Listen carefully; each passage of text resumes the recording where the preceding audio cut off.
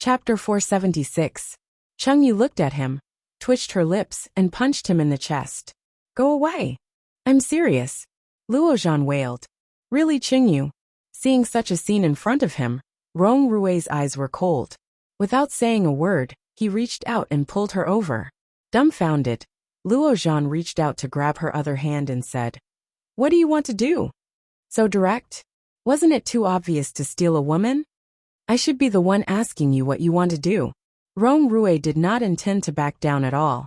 Looking at Luozhan, he said, Chengyu has been with me for a long time. Luozhan was struck by lightning and blurted out, Aren't you pursuing her? Although the words were directed at Rong Rui, his eyes were looking at Chengyu. Chengyu's face was cold, and she immediately wanted to get rid of Rong Rui's hand. But how could Rong Rui let go? Instead, he tightened his grip on her hand. Chengyu tried to take back the hand that Luozhan was holding, but Luozhan was not willing to let go. Chengyu frowned deeply and shouted impatiently, It hurts. Let go, okay? Luozhan immediately let go of her hand. Seeing the red marks on her hand, he looked apologetic. Sorry, Chengyu, I didn't mean to. Chengyu looked at Rong Rui with a cold face. Seeing Luozhan let go, Rong Rui also let go. Two men fighting for a woman. The scene was a bit intense. Su Qianxi looked at their different expressions and sympathized with Luozhan. In fact, Rong Rui had already succeeded. However, were Chengyu and Rong Rui quarreling now? Chengyu picked up the card and looked at it. She smiled and reached out to take the half bottle of whiskey that she had just used to scare people. Everyone was shocked. Yu Lily's eyes widened, and she pressed the bottle and said, Sister, are you serious? Really? Luozhan was a good man, really a good man. Chengyu knew his character. If she was still the old Chengyu, maybe she would really consider it. But now, she could not go to Rong Rui. That guy wanted her to be with him. In that case, she could no longer get rid of him. Rather than that, she might as well drink this half bottle of wine and let fate take its course. Taking the bottle, she removed the lid and poured it into her mouth. Luozhan was frightened and quickly grabbed the bottle from her hand. However, she had already drunk several mouthfuls, and her face was red. Su Qianxi also stood up and said, Well, it's just a game. Why so serious? Luozhan held the bottle in his hand with a bitter face. He nodded repeatedly and said, Let's not play anymore. In fact, it's not fun. This game is too wretched. I really don't know who came up with it.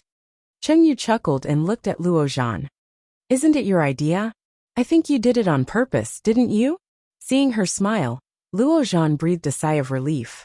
Just as he was about to say something, he heard Rong Rui say, Who said that? So many people didn't cheat just now. It's your turn to cheat. It's not very good. Hearing that, she turned to look at him. Rong Rui was looking at her with deep eyes. He stretched out his hand, took the bottle from Luozhan's hand, raised his head and gulped it down. Chapter 477. Slamming the empty bottle on the table, Rong Rui's cheeks were slightly red, and he took a breath. His lips were bright red. I apologize for what happened the day before yesterday. Then he walked toward the door. Chengyu looked at his back and asked, Where are you going? There was no response. I'm going to have a look. Chengyu picked up her bag and chased after him. Luozhan felt that his sincere heart had been completely crushed into pieces by Rong Rui's scheming means. Luozhan clutched his heart and slumped on the sofa, looking up at the ceiling in despair. He sniffed and said sadly, Did you hear that? What? Su Qianxi asked cooperatively. Oh, Luozhan wailed, clutching his heart. The sound of my heart breaking. Rong Rui walked very fast. When Chengyu walked out, he was already gone. She ran all the way to catch up with him. When she saw his back, he had already entered the elevator. She hurriedly pressed the button, and the elevator door was opened again. She gasped slightly, looked at him and walked in. Rong Rui drank a little too much, and he finished it in one breath. The effect of the alcohol came quickly, and in such a short time, Rong Rui's face had already become red. Walking out of the door of Palace Number 1, the cold wind blew, and Rong Rui's footsteps slightly swayed. Chengyu immediately went to hold him and scolded. Why are you pretending when you can't drink? Is it interesting? Rong Rui did not answer. Instead, He held her hand and looked at her with his amber eyes. But soon he closed them. My head hurts. Nonsense. Chengyu yelled at him and helped him find his car. The alcohol she had just drunk was too strong. At this moment, her footsteps were a little unstable, and her head was dizzy. Rong Rui noticed her strangeness and took her car key. Don't drive. It's dangerous. Take a taxi. Then he had reached out and stopped an empty taxi. Rong Rui was sent to the back seat by Chengyu. When she was about to leave, she was pulled in. Chengyu exclaimed, and when she came back to her senses, the door had been closed. Rong Rui told her the address, which was Chengyu's. After paying the fare and getting off, Rong Rui became more dizzy, and so did Chengyu. Seeing the gate of the community where she lived, she was in a trance. Why did she bring Rong Rui over? Strange. Let's go. Rong Rui pulled her. His steps were not steady, but he still knew the way. Entering the elevator and finding her door, Rong Rui reached into her bag for the key. She was a little dizzy. After he took out the key, she suddenly felt something was wrong. You still want to go in? I paid rent. Rong Rui chuckled and pushed her in. She was very dizzy. After being pushed by him, she obediently walked back into the room and fell down when she saw the bed. However, she felt a weight on her body and opened her eyes. It was Rong Rui. Rong Rui's face was flushed, but his eyes were clear. She was in a trance. Looking at him, she didn't know how to react, and just stared at him blankly. Rong Rui leaned down and kissed her lips from behind. Their bodies fell down, and they rolled on the single bed. Being kissed so suddenly, her consciousness suddenly sobered up and she immediately struggled. Chapter 478. After Su Qianxi and the others stopped playing, they went to eat. Luo Zhan was not in a good mood, and deliberately quarreled with Lu Yihan. After a few words, the two of them began to quarrel with each other again. Su Qianxi looked at the two of them speechlessly while eating, picked up a piece of lobster meat, and fed it to Li Xiqing. Oming saw Su Qianxi's action and glanced at Yu Lily. Yu Lily had just picked up a piece of meat and was about to put it in her mouth. Noticing Oming's gaze, she immediately turned the chopsticks. Come on, Oming ate with satisfaction, but saw Luo Zhan had become resentful again, looking at Lu Yihan. Come on, Lu Yihan was speechless and slapped him. F***ck off. Luo Zhan was slapped directly on the table and cried. There is no justice. Why can't a handsome man like me find a girlfriend? I finally fell in love with one, but she ran away with someone else. It's so unfair. Lu Yihan snorted, took a sip from the beer bottle, and said, I don't have a girlfriend either.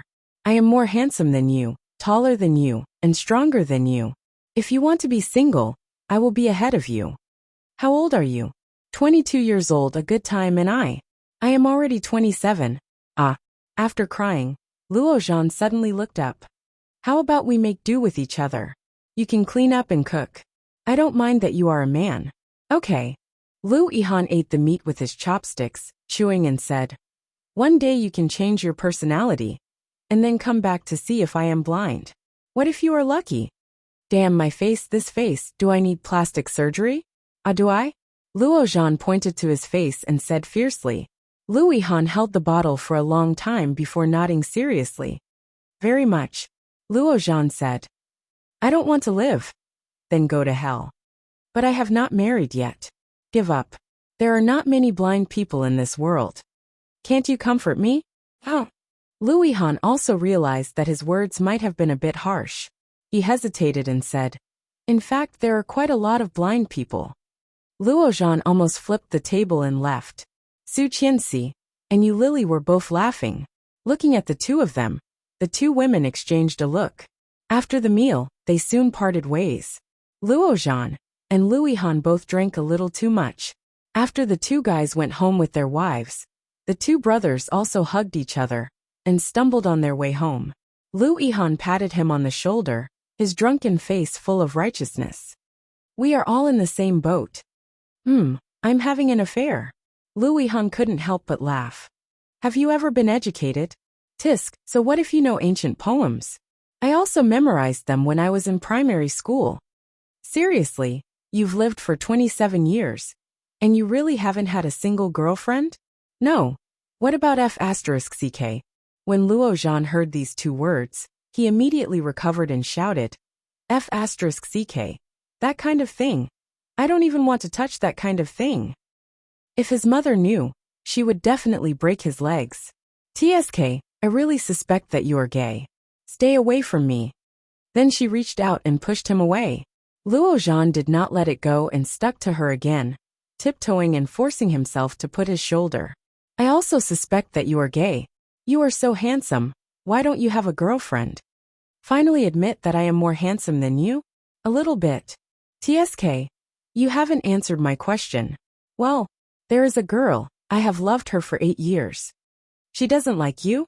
No, I have not told her. Lu Yihan looked into the distance, a bit absent-minded. She is so simple that she is a bit stupid. If I do not tell her, she will not understand. Hey, you think I can't see that you like the wife of your second brother, right? That girl for 8 years is Su Qianxi, right? How do you know? Come on, you are not blind. Whenever you are free at night, you stare at her and ask her first before you do anything. Even a fool can see that. Is that so? I am used to it. It used to be like this. She used to say that I was her best friend. Poor. Luo Zhan looked sympathetic. Why didn't you confess? Maybe if you did, she would have chosen you. Hearing that, Lu Yihan was dazed for a moment and then smiled bitterly. My family is poor, and I wanted to wait until I had my own career before pursuing her. I did not expect that she got married so soon. Chapter 479. Okay, I'm home. You can go back. Luo Zhan waved at him, reached into his trouser pocket, and suddenly stopped. Seeing his reaction, Lu Yihan asked, What's wrong?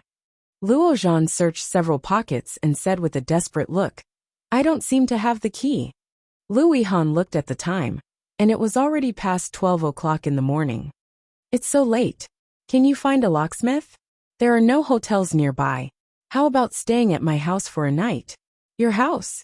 Well, I'll pay you back for taking me in for one night last time. Let's go.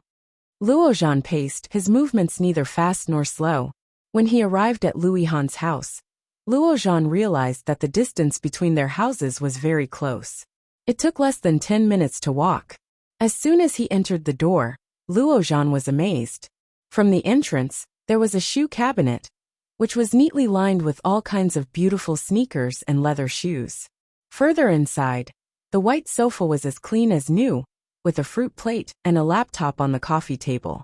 The white dining table was covered with an elegant tablecloth, and in the middle of the tablecloth, there was a vase with 2 green roses on it.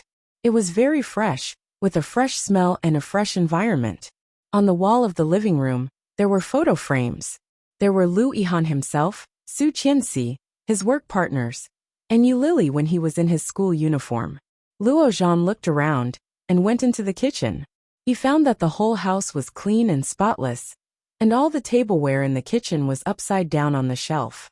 Opening the refrigerator, Luo Zhan took a bottle of Coke and drank it directly. When he came out, he shouted exaggeratedly, God, is this a man's house? You live alone? Yes. Lu Yihan glanced at his expression and threw the clothes he took from his house last time at him with contempt. Do you think it's like your doghouse? Luo Zhan took it and smelled the fragrance on the clothes. His expression was very complicated. Compared with yours, mine is really a doghouse. And there was no comparison at all, okay? Lu Yihan raised his eyebrows and said, I'll clean up a guest room for you. You go take a shower first. All right. Luo Zhan experienced the pleasure of being a guest, but when he was about to enter the bathroom, his phone suddenly rang with an emergency notification. Warning, the prey has entered the net. Please retract the net. Luo Zhan raised his eyebrows and muttered to himself. Finally. Then he shouted, Lu Yihan, let me use your computer. Okay, just don't delete my stuff. Luo Zhan got the nod, immediately turned on the computer, and directly entered the trap he had already set for that person. About 10 minutes later, Luo Zhan copied all the information and sent it to Li Xiqing before calling him. It was already past 1 a.m., and Li Xiqing seemed to have fallen asleep. It was a long time before he was picked up. Luo Zhan said quickly, Do you remember the last time you asked me to find Tang Jinghao?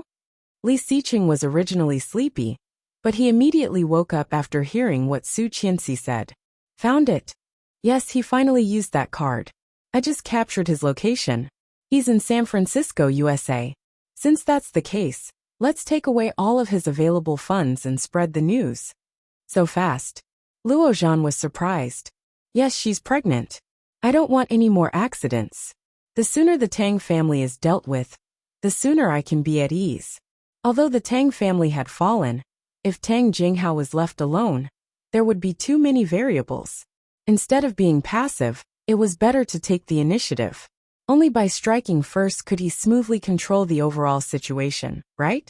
Luo Zhan knew him very well, so he nodded and did not say more. Got it. Leave it to me. Thank you. Li Xiqing said the last sentence, hung up the phone, and tiptoed back to the room. Su Qianxi was sleepy. Feeling him, she subconsciously reached out and hugged him. Her breathing was still even and steady. Li Xiqing chuckled and reached out to brush away the stray hair on her forehead. She had already completely gotten used to his presence. How nice. Dash. Chapter 480. Su Qianxi had a good sleep, but it was not enough. It was definitely not a good feeling to be woken up early in the morning. Feeling that his hand was pinching her nose, she frowned and slapped him. However, she was caught firmly and lifted up. She opened her eyes with a pout.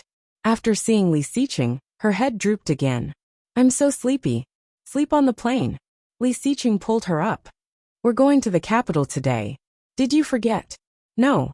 I'm not going. Let's go tomorrow. Then she burrowed into the quilt. Li Xiqing was speechless. You will say the same thing tomorrow. Get up.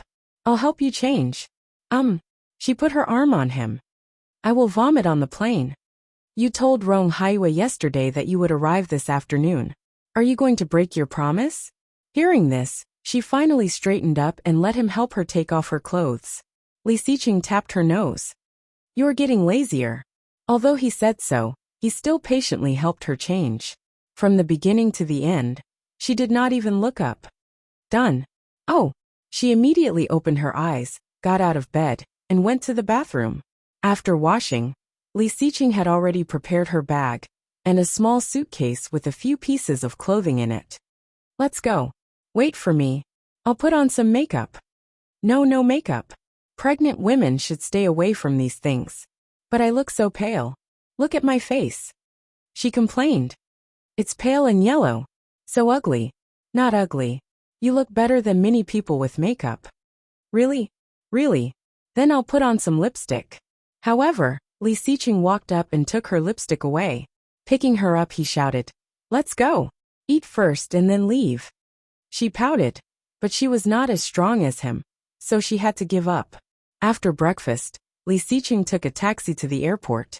On the plane, Su Qianxi could not fall asleep and called, Honey. The more I think about it, the more I feel that our children might really be twins. Last night, I dreamed that a little boy and a little girl came to play with me. They asked you to name them. Li Xiqing heard her words and turned his head. His face, which had always been cold, seemed to have a smile. I'll take it. Yes. She looked at him expectantly. Grandpa will definitely name them. You can give them pet names. Hearing this, Li Xiqing pondered for a moment. Su Qianxi could not wait any longer and said, How about Li Debao and Li Erbao? Li Xiqing was silent for a second and looked at her. Then Baby Lili Bebe? Su Qianxi changed another one. Isn't that what children usually have? Lie down and let me think about it. Obviously, he did not like the name she had given him. Puffing her cheeks unhappily, she threw the blanket away and turned her back on him. Li Xiqing smiled, leaned on the chair and thought. It took 3 hours to get from Kingstown to the capital. When they arrived at the Capital International Airport, it was already noon. Chapter 481. Be careful. Li Xiqing held her. Let's go down and talk. Okay. Su Qianxi was taken off the plane by him. After they took their luggage, they took a taxi to the hotel they had booked. The weather in the north was cold, and the surrounding trees were all bare. Looking into the distance, all he could see was a stretch of gray. This was the legendary haze. Su Qianxi looked back and saw that Li Xiqing was actually searching for the children's nicknames. She took a look and said, I thought of another one. Xiao Si Xiaocheng. Xiqing. Li Xiqing chuckled, turned off the phone and said, Xiao Qian Xiao Si? Yes, yes. Then Desu Ursu. No, uncle, it sounds so bad. The driver in the front laughed. Su Qianxi blushed slightly and patted Li Xiqing. Change it. We're here. Let's get out first. We'll talk later. Li Xiqing opened the door and took her out. This was a hotel. Li Xiqing carried their luggage and walked in with Su Qianxi. After the couple booked a suite and had dinner, they went to the home address that Rong Haiwe had given them. The place where Rong Haiwe lived belonged to the capital military area. The hotel they stayed in was the best hotel near where he lived. Su Qianxi and Li Xiqing bought some gifts before walking in that direction. Suddenly, Su Qianxi inadvertently looked back and saw a smooth and soft white BMW driving past. The profile of the driver's seat was extremely familiar. There was a bit of traffic on the road, and the car was driving very slowly. Su Qianxi looked over, and the person in the driver's seat seemed to feel her gaze and looked over. Rong Xian saw that it was her, slightly dazed, but quickly turned back indifferently and rolled up the window, blocking Su Qianxi's view. What's wrong? Li Xiqing saw that she did not leave and whispered. Do you see that woman? Su Qianxi pointed to the BMW. It's Rong Xian. Li Xiqing saw the car, and his eyes suddenly became obscure. He gently pulled her. The Rong family is nearby. Let's go. Rong Haiwe was practicing shooting with his daughter in the backyard. When he received the call, he was pleasantly surprised. Anna, let's go. I'll take you to meet someone. Where to? Rong Anna put down the gun and followed. At the door. I'll bring them in. Rong Haiwe seemed to be in a good mood and walked quickly. Rong Anna hadn't seen Rong Haiwe so happy for a long time. The last time he was in such a good mood was a few years ago when her mother suddenly bought him a scarf. He's here? When Rong Haiwe opened the door, he saw Li Xiqing and Su Qianxi standing not far away talking. Seeing Rong Haiwe, he took Su Qianxi's hand and walked over to them. Mr. Rong. Su Qianxi called and looked at Rong Anna behind Rong Haiwe. Hello, Miss Rong. When Rong Anna saw Su Qianxi's face, she immediately recognized her.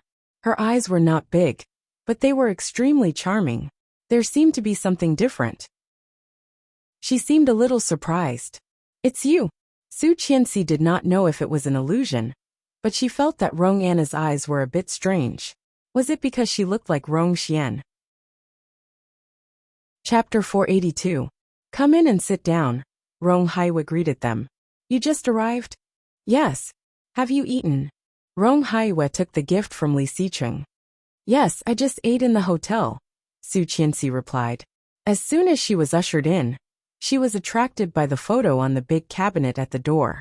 It was a family photo that had been enlarged. Rong Anna's smile was like a flower, and Rong Haiwe's face had a faint but heartfelt smile of satisfaction. On the far right of them, the expression of the woman seemed a little distant and cold. In this photo, she seemed out of place. That is my wife, Rong Haiwe explained. Doesn't she look a bit like you? Rong Xian, Su Qianxi said. It turns out that the last time she was in Kingstown Hospital, she went to see you. You met her? Yes, when I was in the hospital. I first went to see you that night, and I met her in the hallway. She looked a bit cold. She has always been like this. Rong Anna smiled and served them tea. The nanny went home for the new year. I don't know how to make tea. I hope you don't mind. This is my daughter, Rong Anna. She is 21 years old this year, and should be 1 or 2 years younger than you. She can be considered your sister. Maybe you can become good friends. If she is 21 years old, she is the same age as me. Su Qianxi felt she was old. I am 21 years old, and my birthday is in October. I am not much older than her, right? Rong Haiwe was dazed. Aren't you the daughter of Song Yifan? You should be 22 or 23 years old, right? Rong Xian returned to him 22 years ago. With Su Qianxi's face, he could already tell that she was her daughter. If she was the child of her and Song Yifan, then the child should be at least 22 years old. How could she be 21? How old she is none of your business. A cold voice came in, and the sound of high heels sounded. Do you still want to nibble on young grass at such an old age? The voice was cold and not polite. Vaguely, there was even a bit of contempt. She is the same age as your daughter. Rong Haiwe, you are too crazy. Everyone turned their heads almost at the same time and saw the elegant and gorgeous lady at a glance. Rong Xian was wearing a sapphire blue cashmere coat with a thick ankle-length cheongsam inside. She was wearing high-heeled shoes that were at least 5 centimeters high, looking elegant and noble. Rong Xian! Rong Haiwa shouted. He already had a terrible guess in his heart. Could it be? You can go back. Rong Xian looked at Li Xiqing and Su Qianxi. We need to deal with our family affairs. It is not convenient for outsiders to be present, so we will not see you out.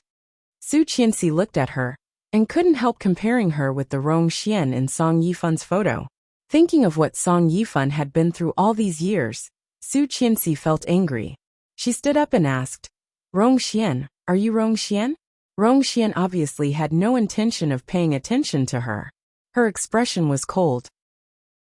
My grandmother asked me to pass a message to you when I see you. When Rong Xian heard that, she turned her head and looked over. There was a trace of emotion on her cold face. She asked, Your grandmother? Chapter 483. That was what Mrs. Song had said to her in tears. That white-haired old man had a hunched back and suffered from mild dementia. But he had never forgotten about Rong Xian. Did the instigator repent? Hearing that, Rong Xian did not seem to be moved at all. Glancing at Su Qianxi coldly, she sneered. Why should I repent? Song Yifun did not want to remarry. What does that have to do with me? Others can live well without me. Why should I be blamed for the destruction of the Song family? Go back and tell Song Yifun that I, Rong Xian, never owed him anything. Although it was an expected attitude, when Su Qianxi heard that, she still felt cold. Not worth it at all. The woman that Song Yifun, Sheng Ximing, and Mrs. Song had been thinking about for more than 20 years was actually this kind of person. Su Qianxi was instantly enraged and cursed. You are such an ungrateful person. If my father and grandmother had not taken you in, do you think you could have survived? Rong Xian's hand shrank slightly. She took a deep breath and turned to the side. Her tone was soft but very cold. She said, You can't say that. I also left a child for them, didn't I? You are the blood of the Song family, aren't you? Rong Xian interrupted her and looked at her coldly. Go back. I also have family business to deal with. No, she was not. She was not Song Yifun's daughter at all. They had no blood relationship at all. When Su Qianxi was about to refute, she was pulled by Li Xiqing. Let's go. Li Xiqing's eyes were like the stars and the moon, brilliant in the vastness. He had something to say to her. Su Qianxi saw it and stopped talking, turning to leave. However, before they went far, she heard Rong Xian's cold voice. Rong Haiwe, do you want to do this? Rong Xian is lying. She is lying to Rong Haiwe. Su Qianxi squeezed Li Xiqing's hand and was furious. She clearly knows that my father and I are not biological father and daughter. But she did not let me finish and wanted to drive me away. Was she actually Rong Haiwe's daughter? Their current daughter, Rong Anna, actually didn't look much like them. Rong Haiwe and Rong Xian's facial features were delicate and small, while Rong Anna's facial features were clearly a little deeper and more elegant, a bit like an ethnic minority girl. She's lying. Li Xiqing walked out and whispered, Whether it's true or not, can't we do a paternity test? I think Rong Haiwe has already guessed it. He will not sit idly by. No, I'm just here to thank you, not to recognize my father. Su Qianxi rubbed the corner of her clothes. If I am not Rong Haiwe's daughter, then what about Papa Song? I don't think that's what you should be worried about, Li Xiqing said ambiguously, looking in the direction of the Rong family. Rong Anna had already run out, and just then, a sports car passed by behind them. Su Qianxi turned her head and saw a tall figure walking down. Su Qianxi's pupils suddenly shrank. Looking at the other half of the body, she vaguely felt a bit dangerous and familiar. The person also seemed to feel Su Qianxi's gaze and turned to look. The moment he saw Su Qianxi, he was slightly surprised but soon smiled. Hi. Update. The update for the leader and the president will be postponed to tomorrow. Chapter 484. It was him, Bo Xiao. Bo Xiao was no shorter than Li Xiqing, and even stronger than Li Xiqing. At this moment, he was wearing a military green mid-length casual suit jacket. He was straight, with a chic brooch on his left chest. His hair was dyed a fashionable brownish yellow, slightly curled. At this moment, he got out of the car with a polite and elegant smile on his face. "Long time no see, Mr. Li, Mrs. Li. I didn't expect to see you here." Su Qianxi looked at him. This voice, this image, was impressively a noble gentleman. But faintly, Su Qianxi subconsciously overlapped him with another violent and rude man. For a moment she was slightly dazed. Rong Anna ran out, panting and looking at the man in front of the car. She went up and said, "Xiao, my parents are quarreling again. Let's go in and talk to them." Bo Xiao seemed to be a bit helpless. "Oh, I can't help it. I'm too tired. Let's go. Don't fight later." Bo Xiao closed the door and threw his sunglasses in. Soon, he nodded slightly to them and said, "Excuse me." After that, he walked into the Rong family with Bo Xiao. Although the pace was fast, it was not too slow. This was the result of years of cultivation. Ordinary people could not pretend to be calm and generous. After Bo Xiao and Rong Anna went in, Li Xiqing slowly asked, "What's wrong?" Su Qianxi looked in that direction, and suddenly came back to herself. Gently shaking her head, she said, "No, it must be an illusion." "What did you see?" "I'll tell you when we get back. I am sleepy." "Okay." Li Xiqing held her in his arms and quickly walked out of the alley and onto the road. When returning to the hotel, Su Qianxi took off her clothes and lay in bed. After thinking for a long time, she said, "Honey, I think." She paused and turned her head, only to find that Li Xiqing had disappeared. "Honey." She got out of bed and walked out of the living room barefoot. Today the sun was a bit bright. The golden sunlight shone through the large floor-to-ceiling windows, and the whole room was warm. Li Xiqing was sitting on the sofa and playing with the laptop he brought. On a large dark background, there were codes that she could not understand. His fingers were jumping quickly, and the sound of typing came from the keyboard. She wanted to scare him from behind. Standing on her tiptoes, she tried not to make a sound as she walked, careful and careful. Suddenly, she rushed forward and put her hands on his shoulders. At the same time, the sound of glass being broken rang at the same time. Bang! The TV in the living room made a dull explosion sound. Su Qianxi was shocked and looked at the TV. Li Xiqing turned his head and saw smoke coming out of the hole in the middle of the crack on the TV screen. Those were bullet holes. Li Xiqing's heart skipped a beat. He pushed her hard and rolled to the side with her in his arms. Bang! There was a small hole in the leg of the table, and both sides were transparent. If it hit him, Su Qianxi screamed and trembled. He pulled a stool in front of him, pulled Su Qianxi and growled, "Keep up!" Fortunately, they were very close to the door at the moment. Li Xiqing escorted her to the porch and immediately pressed the emergency button.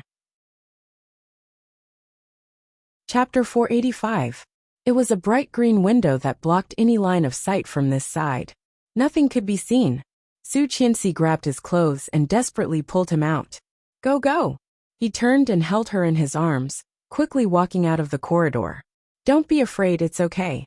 The hotel manager quickly came over, saw them like this and immediately asked, "Call the police." The hotel manager was a bit confused. "Sir, what happened?" "Call the police, can't you hear me?" Li Xiqing growled. Su Qianxi, who was holding him tightly, trembled even more. Li Xiqing's voice became soft. It's okay." Su Qianxi's hands were shaking. She suddenly looked up, looked into his eyes and whimpered. "She wants to kill me, is it Rong Xian? She wants to kill me? Don't think too much. If she wants to kill you, why wait until now?" He patted her back and whispered, "It's okay. Wait for the police to come and let them investigate." A tall figure slowly walked into a rather romantic coffee shop and sat down in front of a beautiful woman. The beautiful woman seemed to ask casually, "How is it?" "Failed." That person's reaction was much faster than I thought. "What should we do? If she recognizes us or catches us, we will all die." The tall man chuckled. "Oh, my fiancé, you are doubting my intelligence. Did you change the bullets?" "Of course." The tall man smiled elegantly. his voice very light and low, and even the shape of his lips was very vague. A big shot is coming back from San Francisco, with great wealth. When Rong Haiwei arrived, Li Xiqing and Su Qianxi had finished their statements and were protected. Su Qianxi was obviously frightened, holding Li Xiqing and not letting go. Seeing Rong Haiwei coming, she looked a bit dazed. Are you okay? Rong Haiwei approached slightly and whispered. Li Xiqing gently shook his head, looking at him with a pair of cold eyes, deep and vast, hiding unspeakable kindness and unkindness, extremely complicated. What about Rong Xian? Su Qianxi asked. Where was she in the afternoon? Rong Haiwei was slightly stunned. She has been at home since you left, until she called me just now. Then he thought of something. You suspect her? Impossible. Rong Haiwei's face was full of certainty. Back then she could leave me, a newborn child, at the door of the orphanage. Now I suddenly appeared and ruined her good deeds for so many years. She looked at Rong Haiwei with some sadness. Except for her, I can't think of anyone who wants me dead so much. Every shot was aimed at her body. The bullet pierced through the floor-to-ceiling window and the chair. If it had hit her, she would probably be dead by now. No one was not afraid of death, especially someone like Su Qianxi who had died once. Clearly seeing the fear and distrust in her eyes, Rong Haiwei opened his mouth, but in the end he did not say a word. The sound of high heels was getting closer. Rong Haiwei turned his head and saw a slender figure in sapphire blue stopping behind them. Chapter 486. Honey, let's go back to Kingstown. She sniffed. I regret it. If I had known this would happen, I would not have come to the capital. I was kicked out and almost died. Yes, let's go back. He stroked her hair and said softly, Don't be afraid. It will be fine. Suddenly Li Xiqing's phone rang. It was Luo Zhan. Hello, Xiqing? Yes. It's not that guy. That guy has not returned to China yet. And the people who have conflicts with you are not in the capital. Just in case, I also screened all the call records and did not find any. And didn't you decide to go to the capital temporarily? Only your family knows about it, right? Even if those people have 3 heads and 6 arms, they can't reach that far. In addition to the people you just told me, who else has this motive? Can you think about it? The phone was put between Li Xiqing and Su Qianxi, and she also heard these words clearly. Frowning, she thought hard for a long while before saying a name. Tang Menjing. Tang Menjing is in Kingstown First Hospital. She has not been discharged yet, and she has no communication tools on her. Laurel is taking care of her, and no one else is in contact with her. She can't have a second Rong Rui who is willing to do things for her, right? Luo Zhan said indifferently. Li Xiqing's eyes flashed and looked at Rong Haiwei in front of him. Rong Haiwei could not hear the content of their conversation, but seeing Li Xiqing's eyes, he suddenly felt a little ominous. You check Rong Rui's current location and call records. Report all his itinerary and movements in the past 2 days to me. Okay. Hearing Rong Rui's name, Rong Haiwei's face became a bit dignified. He said, Rong Rui is my nephew. I know, Li Xiqing said quietly. Now I am focusing on the motive of the Rong family. First, Rong Rui is against us. Now almost no one knows that we came to the capital except you. However, such a thing can happen. You don't believe it if it is an accident. Do you, Major General Rong? I have no motive to do this. You know, if I wanted her to die, I would not have saved her in the first place. Rong Haiwei was anxious and looked at Li Xiqing. She is very likely to be my biological daughter. How can I want to hurt her? Su Qianxi heard the words, looked up at him, and then looked behind him. Rong Xian stood, looking at Rong Haiwei with a complicated look. Rong Haiwei, you think too much. This is Song Yifan's daughter. Your daughter's name is Rong Anna. Have you forgotten the name you gave her? She is the same age as Anna. Rong Haiwei looked back at her. And do you really think I don't know? Anna is not related to me by blood at all. I didn't say anything because I'm giving you face, Rong Xian. Haha. Rong Xian's face suddenly changed. She looked at Rong Haiwei coldly. You went for the identification? Chapter 487. Rong Haiwei's voice was a bit loud, and the police outside looked over. Rong Xian immediately closed the door and locked it. For a time, there were only 4 of them in the room, 2 couples. Rong Haiwe looked at Rong Xian, as if he was looking at a madwoman. He reached out and grabbed her arm. Staring at her with reddish eyes, he asked word by word. Back then, you were really pregnant and gave birth to the child, but you lost my daughter, right? Rong Xian looked at him with pity and did not speak. Such an attitude undoubtedly confirmed Rong Haiwe's guess. Rong Haiwe was silent for a moment and suddenly chuckled. Then where did Anna come from?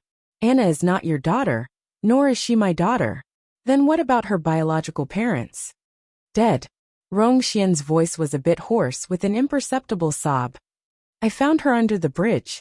Her mother was holding her, and her body was still bleeding. She begged me to save her, so I picked her up, but her mother could not be saved and died. Then, Rong Xian chuckled and looked at Rong Haiwe with pity. Her mother told me that Anna was pregnant by a whore. Do you think it's tragic? A bastard, huh? Rong Haiwe's heart felt like it had been hammered. An indescribable pain almost burst out. With a big hand, Rong Haiwe slapped her hard in the face. Rong Xian was hit suddenly, and she was caught off guard. Her feet were crooked, and her whole body fell to the ground. The side of his face that had been slapped instantly swelled up, and it was burning hot. Rong Xian was a bit dazed, covering her face and looking at Rong Haiwe, who had been taking care of her for more than 20 years, incredulous. Startled, Su Qianxi let out a cry. Rong Xian looked at the hatred in Rong Haiwe's eyes and suddenly laughed loudly. You hit me? Rong Haiwe, you actually hit me? Ha ha ha. You can't stand it? Do you know that when she was young, I went to buy 2 buns and threw them on the ground. I asked her to pick them up, and she really did it. Haha. I really wanted to take a photo to show you that this is your daughter. This is Rong Haiwe's biological daughter. She is not even comparable to a beggar. But you're feeding a bastard from God knows where, treating him like a princess. Before Rong Xian could finish her sentence, she could not utter another syllable. Rong Haiwe grabbed her neck with his big hand. His face was completely red, and his eyes were wet. He did not show any mercy. He wanted to kill her. Li Xiqing was shocked, and immediately went to pull him away. However, Rong Haiwe had lost his mind at the moment, and was incredibly strong. Rong Xian's face turned purple. She pinched his hand with both of her hands, her legs flailing desperately. No, no. Su Qianxi cried and immediately opened the door, shouting, Help! Police, police, where are you? 2 police officers stationed immediately ran over. Seeing the situation inside, the 3 joined forces to pull Rong Haiwe away. And Rong Xian's neck had been strangled with a layer of purple, looking extraordinarily hideous. Rong Haiwe was pulled away. With red eyes and a red face, he shouted and was about to rush to Rong Xian, hysterically saying, Rong Xian, what do I owe you? You have to do this to me. Rong Xian covered her sore throat, her eyes moist because of the pain. She sneered coldly, her voice hoarse, but indifferent to the bone. She said, You deserve it. Chapter 488. Rong Xian's attitude not only angered Rong Haiwe more. At this moment, even he wanted to throw this woman into the sea to feed the fish. Su Qianxi stood far away, looking at this sober but indifferent so-called mother. All the illusions and flukes that she had always held were all disillusioned. Why did she do this? Rong Haiwe was such a good man. From their conversation, Su Qianxi could see that he loved his wife and daughter very much. But why could such a woman get his love? Su Qianxi could not understand. But what made her even more incomprehensible was why Rong Xian treated her like this. At that time, she was still a baby in swaddling clothes. She was placed at the door of the orphanage during the National Day holiday. What if no one found her? In that case, was she already dead by now? Rong Xian met her eyes, curled her lips coldly, and climbed up from the ground. After a stumble, she quickly recovered her usual elegance and calmness. Fixing her hair and clothes, Rong Xian took her handbag and walked out the door. Her legs were straight, her steps were calm, and she was as elegant as a lady walking out of a comic book. It was as if the woman who had just spoken hysterically to retaliate against Rong Haiwe was not her at all. A policeman stopped her.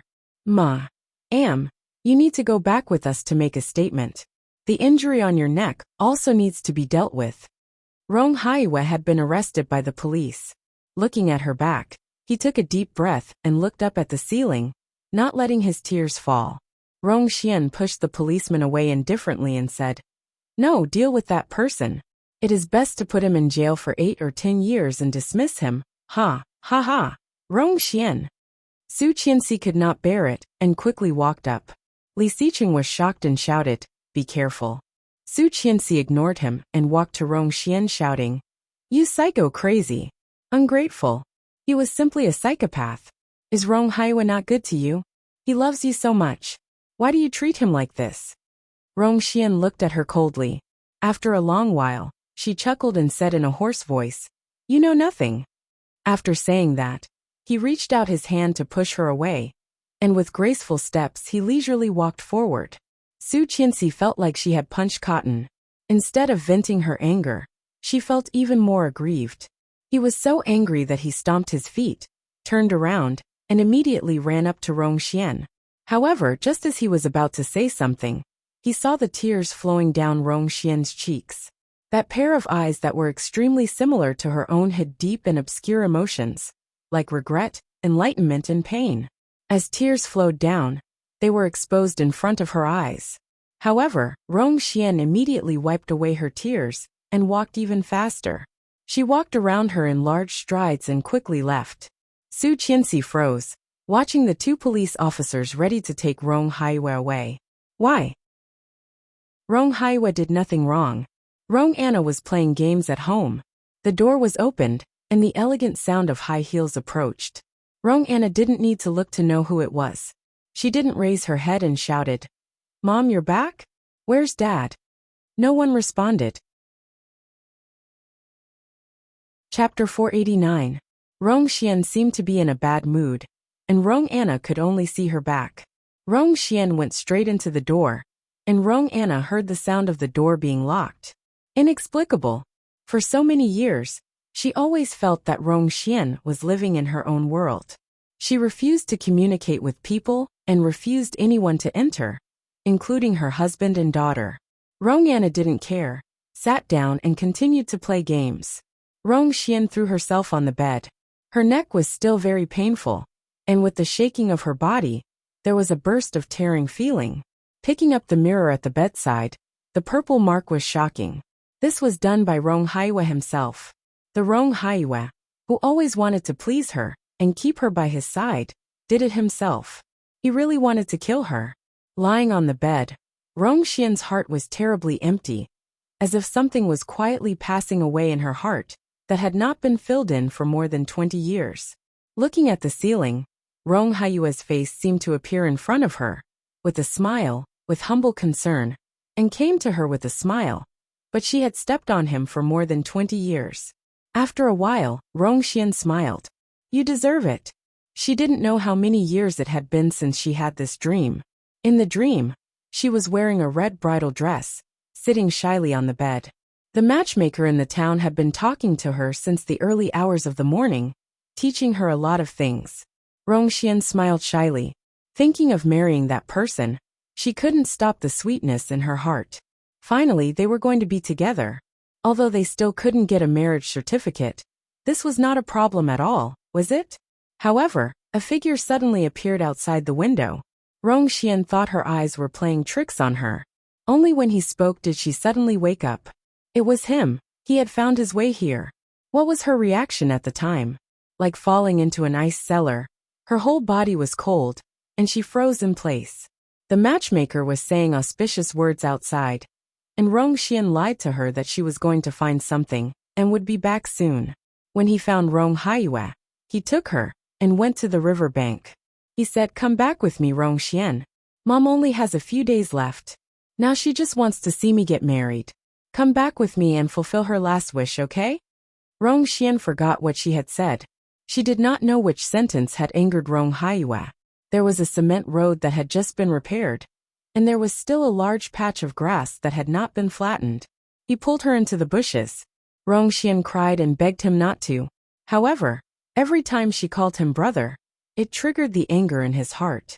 He entered her mercilessly, and when he realized that she had lost her virginity, he flew into a rage. Xian. It was Song Yifan. He had come to see her. Rong Haiwa pinched her and gritted his teeth. Louder. Let him see what you are doing. Let's see if he still wants you. In the end, she did not dare to make a sound, and Rong Haiwa did not move either.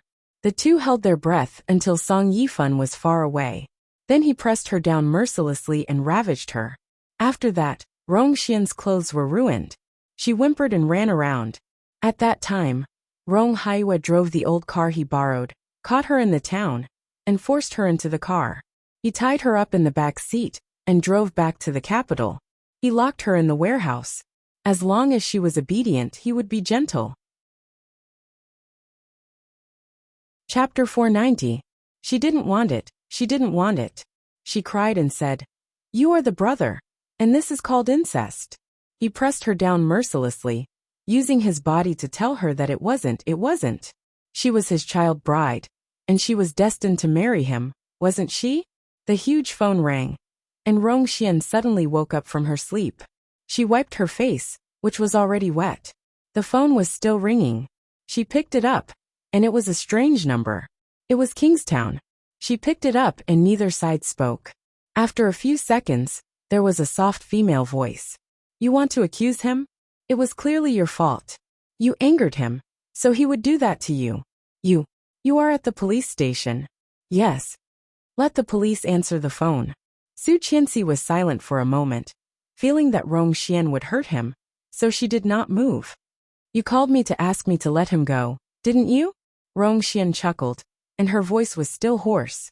"Domestic violence. The police can't do anything about it. I will not accuse him. Ask them to let him go." "Really?" Su Qianxi was a bit surprised, and handed the phone to a staff member. Sure enough, after he answered the phone, he looked at Su Qianxi strangely. When Rong Haiwa came out, it was already late at night. Su Qianxi was so sleepy that she lay in his arms half asleep. Suddenly, she saw Rong Haiwa coming out and was a bit surprised. "You're out." Rong Haiwa saw her surprised little face, and a pair of sharp eyes were sad. "I'm sorry." Su Qianxi was dazed, feeling a bit strange about his sudden apology. "I hurt you.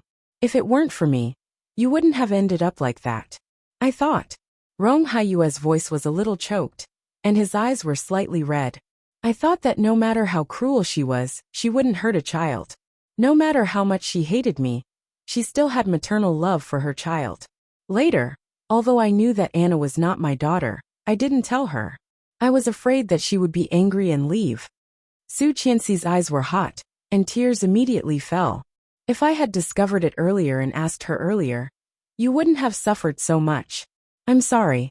Li Xiqing held her and listened to Rong Haiwa's confession. He couldn't help but feel sad for them. Shortly after dawn, Rong Haiwa asked Su Qianxi to go to the hospital for a test, and she agreed. Later, Su Qianxi did not sleep all night. Rong Haiwa sent someone to protect them. After letting Su Qianxi rest, the two of them got on the plane back to Kingstown. After getting off the plane, he received a WeChat message from Rong Haiwa. It was a picture.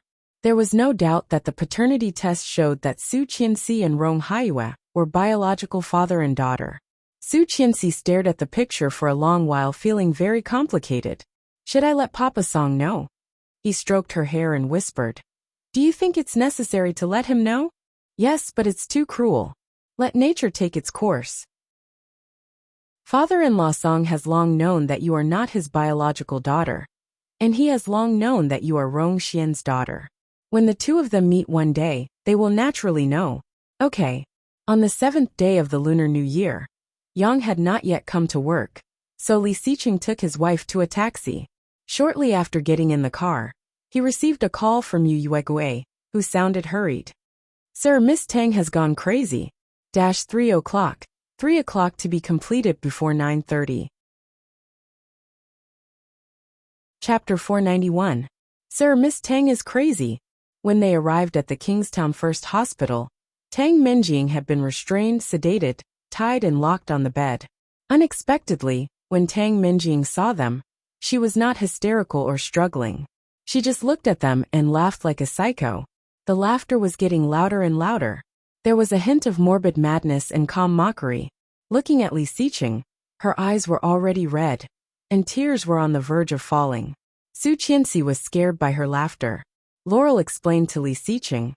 Early in the morning, she said she wanted to eat lotus seed and tremella soup, and asked me to make it for her. How could I go out? I could only find a place to buy it for her. However, who knew? She ran into the baby incubator, picked up the baby, and smashed him on the ground. Su Qianxi's heart skipped a beat and asked, "Where is the baby?" "He has been sent to the emergency room. The initial diagnosis seems to be a broken bone. There is blood all over his body, and he was crying miserably. The baby was born prematurely, and his body was already weak. It is still unknown whether he could be saved. How can there be such a mother? She is worse than an animal." Laurel was furious, wiping her tears as she spoke. She went out to mess around. Poor child, having such a mother so poor. Tang Minjing heard this and did not react at all. Worse than an animal, this kind of thing. During the time she was lying in the hospital, she had heard this kind of thing too many times. But why did she have to live like this? She was indeed worse than an animal. Tang Minjing stared at Li Xiqing and smiled happily. Su Qianxi's eyes were overflowing with tears. Looking at Tang Minjing's delirious look, she whispered, "Pervert! What did the newborn child owe her? Why should the child be involved in the grievances of the previous generation? Rong Xian was that kind of person, making her an orphan. In her words, when she was a child her life was worse than that of a beggar. Now Tang Minjing was the same kind of person. What could be wrong with a newborn child? Did you call the police?" Laurel was dazed, looked at her and nodded. "Yes. Look at her. She committed murder." Su Qianxi wiped her tears. "I'm going to see the child." "Where is he?" "In the emergency room, not out yet." Before Laurel finished, he and Su Qianxi had left the ward. Tang Minjing closed her eyes and lay in bed. The child's shoulder bone was comminuted. He was temporarily saved, but because the child's body was too weak, whether or not he could really survive depended on his recovery. Hearing the doctor's words, Su Qianxi was so distressed that her tears fell. The child's facial features were very beautiful. His little hands and feet were curled up, and there were still traces of tears on his face. He had already fallen asleep. She seemed to have nothing to do with Tang Minjing, but she was born by such a woman. Su Qianxi looked at the baby in the box, and took Li Xiqing's hand. Li Xiqing also looked at him. His cold eyes seemed to have seen through everything. Su Qianxi opened her mouth, but did not say anything. She put her arms around his waist and sobbed. Chapter 492. Think about it. This is Tang Minjing's child, the child of the Tang family. Li Xiqing's voice was very low, and he reached out and stroked her hair. The ungrateful genes of this family are stronger than you think. Su Qianxi tightened her grip and looked up at him. At the beginning of life, people are naturally kind. I think the environment should be more important than the so-called genetic influence. We should educate him well, and make him a child of the Li family. Isn't that enough? You want him to call you mom? Li Xiqing looked a little reluctant. Gazing at her with a pair of deep eyes, he whispered, "When he grows up, he may hate you. He may hate us for driving his biological mother into a dead end. He may hate us for driving the Tang family into a dead end. When he grows up, he may want to find his biological mother. Is that okay?" "No," Su Qianxi sobbed. "I know this feeling best. Don't forget Rong Xian." What was the difference between Rong Xian and Tang Minjing now? In fact, Tang Minjing is even worse than Rong Xian. I hate Rong Xian. When the child grows up, he will definitely feel the same as I do now. Besides, we saved him now, and he will be grateful to us in the future, right? Don't underestimate the ungrateful genes of the Tang family, Mrs. Li. Su Qianxi bowed her head and stopped talking. Tang Minjing was quickly taken away by the police. For a month and a half, the only family that supported and helped her was the Lu family. During this period, she appealed twice, and was finally sentenced to 10 years in prison for attempted murder. Since the shooting incident in the capital, Li Xiqing immediately went to Star City to find a female bodyguard to follow Su Qianxi. According to Li Xiqing's idea, he originally wanted to send her too, but Su Qianxi was afraid that it would be too high profile. In the end, she chose a tall and thin girl with an ordinary appearance. As a pregnant woman for 3 months, Su Qianxi's performance seemed to be no different from ordinary people, except that she was a bit sleepy, a bit picky about what she ate, and occasionally had heartburn. It had been almost a month since school started, and Su Qianxi was in a half-awake state almost every day. After class, the bodyguard Shuang Yu helped her carry her bag and escorted her home. On this day, Su Qianxi was directly taken back to Yuxiu Villa by Yang's driver after school. There were also 2 bodyguards standing at the door. When they saw her return, they bowed slightly to her. Su Qianxi had long been used to this scene and walked in calmly. As soon as she got home, she smelled the hot and sour fish Nanny Rong made for her. Su Qianxi dropped her bag and went into the kitchen almost drooling. Washing her hands, she sat at the table and asked, "Where is he?" Nanny Rong gave her a bowl of rice and said, "Mr. Jiang hasn't come back yet. I heard that the company has been very busy recently. By the way, I heard that Tang Minjing went crazy and was locked up in a mental hospital. Did Mr. Jiang tell you what happened?" Su Qianxi took the rice and shook her head. "No, is Tang Minjing really crazy? I heard from Sir on the phone this morning that she seemed to have bitten off the warden's ear while he was still alive. After she was sent to the mental hospital for a checkup, they found out that she had long gone mad. Coupled with the fact that she was bullied in prison, she is now in a very dangerous situation."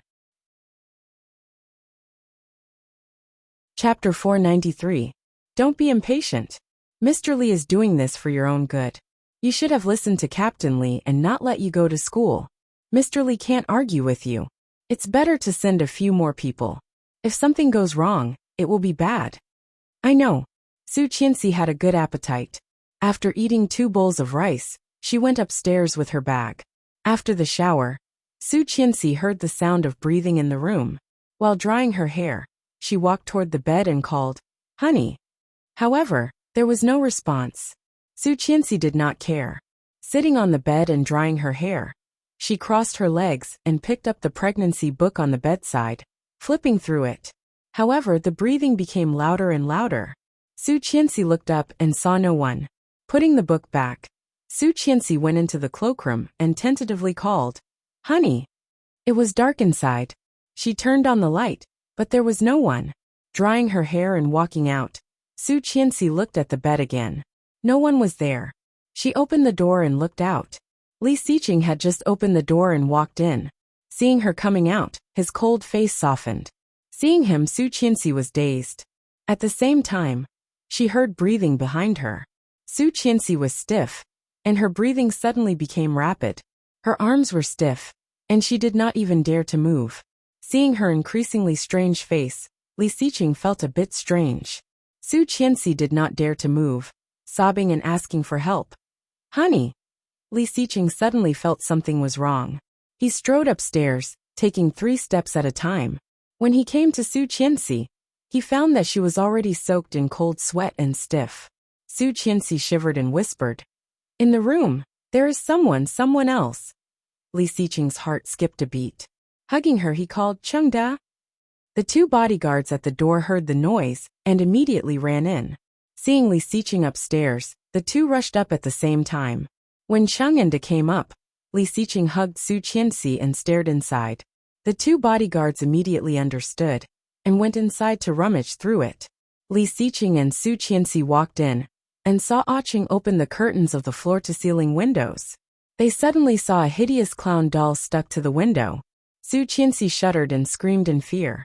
He patted her shoulder. "It's okay. Don't be afraid." The clown doll was a mini stereo. As soon as the floor-to-ceiling windows opened, she could hear the sudden breathing sound. It was extremely loud. The bodyguard took down the clown, checked it, and gave it to Li Xiqing. At the same time, the bodyguard Ada handed over a sapphire blue book that he had just found on the windowsill. Under the clown speaker was a sticky note with messy handwriting. "I heard your wife is pregnant." The strange sound coming from the speaker, coupled with the strange note, made Li Xiqing's heart skip a beat. His eyes, which had no warmth to begin with, were now stained with a layer of frost and deadly venom, making him shudder. Chung and Da had not been with Li Xiqing for long, and it was the first time they had seen a master like this. The two looked at each other and stood aside respectfully. Su Qianxi took the sapphire blue book, which had 4 big words printed on it, Mom's Diary. Opening it, the beautiful handwriting was on the paper. The owner of this book was Tang Minjing. Chapter 494. Isn't Tang Minjing locked up? How could she? Su Qianxi was scared. Grabbing his sleeve, she couldn't help feeling scared. What does she want to do? Don't be afraid. It's not her. Li Xiqing narrowed his eyes and had an idea. That person just wants to scare you. He can't do anything to you now. Who could it be? The Tang family or the Lu family? The Lu family? Mrs. Tang's maiden family? Yes. Li Xiqing nodded. I will take you to the old house first. During this time, let's stay here, okay? Su Qianxi nodded. Li Xiqing winked at the 2 bodyguards, who immediately understood, closed the door and left. Su Qianxi packed a few simple clothes, but as she was doing so, she felt something was wrong. The Tang family has now been defeated. Tang Jinghao is missing. Mrs. Tang is in prison and infected with AIDS. Tang Minjing has been admitted to a mental hospital. Even Tang Mengqing has been forced by your uncle's family not to contact Li Weiya. The Tang family is now besieged and helpless. As long as the Lu family is a little smart, they will know to stay away from the Tang family. Why do the Lu family still work for Tang Jinghao? Su Qianxi suddenly remembered the mysterious force that had helped Tang Minjing in her previous lifetime. Previously, she thought it had something to do with Rong Rui, but now Rong Rui was with Chengyu, and Chengyu had no reason to betray Li Xiqing. So, who was the mysterious force? Su Qianxi frowned and looked at Li Xiqing. Looking at her, Li Xiqing's eyes lit up and explained, benefits. Mrs. Tang married Tang Jinghao for profit. The Lu family has been following the orders of the Tang family for many years, also for profit. Although the Tang family has been defeated, it has not affected the Lu family. As long as they can still get benefits, they will not stay away, because of the Tang family's defeat. After a pause, Li Xiqing continued. Tang Jinghao is in San Francisco, and has been in contact with a gang. When I sent someone to follow Tang Jinghao, I accidentally saw them trading. My people were almost killed there. A deal. Su Qianxi suddenly had a bad feeling. Drugs? Looking at her, Li Xiqing nodded and said, yes. So, this time when Tang Jinghao comes back from San Francisco, he will definitely bring cash or drugs with him. I have sent people to surround that place. As long as he enters the territory, he will be surrounded. At that time, Tang Jinghao and the Lu family can be uprooted to avoid future troubles. Su Qianxi was shocked.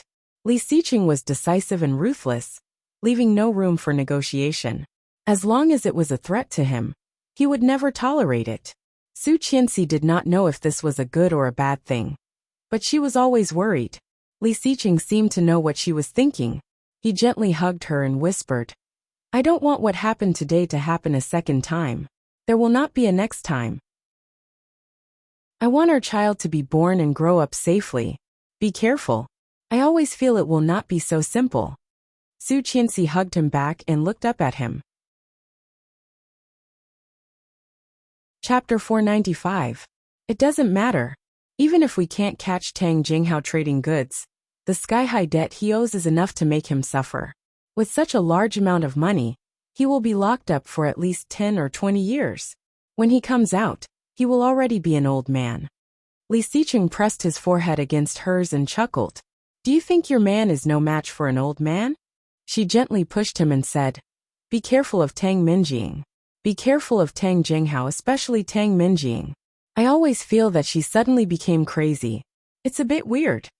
Li Xiqing had also considered this question, but at this moment, hearing her say it, he felt a bit amazed. Touching her hair, he sighed. Mrs. Li is getting better and better. I've always been very strong. Is that so? How so? Let me see. With that, he reached out to touch her face. Here, or here. His big hand moved down, touching her neck and her chest. She blushed and slapped his hand away.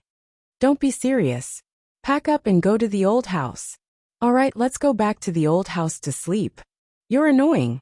I'm just sleeping. What are you thinking about? After sending Su Qianxi back to the old house to comfort her, he did not go to rest with her, but called San Francisco. How is it? Already on board. Estimated to arrive at 7 a.m. tomorrow morning. Flight number is Konghang 3556. Before he finished, he heard the polite voice of the stewardess. My phone is off. I will call you when I land. Yes. Hanging up the phone, he called Chengyu. Send all the evidence of Tang Jinghao's illegal embezzlement and breach of contract to Sheng Ximing. Contact the person in charge of Sheng Feng and inform him of Tang Jinghao's whereabouts. Yes, boss. Li Xiqing hung up and immediately called Luo Zhan. Keep an eye on Tang Jinghao's movements at Kingstown Airport and wait for an opportunity to manage and arrange hunting. Okay. Li Xiqing also asked Tang Minjing to be more guarded just in case. Tang Jinghao was the only one left in the Tang family. Without Tang Jinghao, the backbone, the Lu family was nothing to be afraid of. Once he was done with this and settled this matter, the wedding should be put on the agenda. Li Xiqing turned on the computer and looked at the scene that he had designed, curling his lips. He would take her to Ireland and give her the most beautiful wedding of her dreams. It must be unforgettable. Su Qianxi took Tang Minjing's mother's diary and sat on the edge of the bed. The diary recorded Tang Minjing's expectations for the baby in the first 3 months. Between the lines, it was full of maternal love and expectations for the baby. However, after writing for 3 months, he stopped and did not add anything else. Later, she was imprisoned by Li Xiqing, right? Or, had she found out that the child was not Li Xiqing's? Su Qianxi felt that she was a bit sad. She flipped the book, and the middle page was automatically opened. It could be seen that it was frequently flipped to this page, which was why there was such an obvious gap, and it automatically flipped to this page. On this page there was a logo. It was a flame in the shape of a wolf's head, with a star in the center. The lines were clear, and they were drawn with a colorful pen. Chapter 496. Li Xiqing did not return all night. When Su Qianxi slept until midnight, she found that he did not come back. When she called him, his phone showed that it was busy. Looking out the window, the sky was bright, and the wind was a bit strong, making a swishing sound. Su Qianxi rarely got up so early. After washing, she went out of the living room. It was the first time that Li Jinnan saw his sister-in-law so early and said hello. Hi, sister-in-law, so early. Yeah. Su Qianxi took out her cell phone and dialed his number again. Li Jinnan leaned over and asked, Call my brother? Yes, your second brother did not come back last night, and no one answered the phone. Maybe he is busy with work. Don't worry, he will not fool around outside. Li Jinnan opened a bottle of Coke. Our brothers are very self-disciplined. I am not worried about that. I am worried about something else. The phone could not be reached again, and Su Qianxi panicked even more. She simply called Chengyu. After about a dozen rings, the phone was picked up, but it was a male voice. Su Qianxi was dazed and looked at it. It was 6 o'clock in the morning, and it was Chengyu. Hello. I am looking for Chengyu. She is sleeping. The male voice was a bit hoarse, and he added, This is Rong Rue. Oh, that's all right. Let her continue to sleep. Okay, I'm hanging up. But then, Su Qianxi thought of something and shouted, Wait. Is there anything else? Rong Rue's voice was a bit sleepy, a bit low. Obviously, he was still in the room. You and Tang Minjing should have no contact, right? In the future, you should not help Tang Minjing or the Tang family, right? After a silence about 3 or 4 seconds, Rong Rue said, Speaking of it, you are still my cousin. I hurt you before, sorry, but I have completely broken up with that woman. If you need any help, you can find me. Now I am Chengyu's boyfriend. Shameless, who is your girlfriend? Chengyu's voice came over the phone, a bit muffled, obviously under the quilt. Rong Rue chuckled and said, If there is nothing else, I am hanging up. Goodbye, cousin. With his affirmative answer, she suddenly felt a lot more assured. However, if she could not find Li Xiqing, she would not feel at ease. If he couldn't find Chengyu, what about Luo Zhan? Su Qianxi was just trying her luck to find Luo Zhan. She did not expect Luo Zhan to answer the phone so quickly, and his voice was very clear.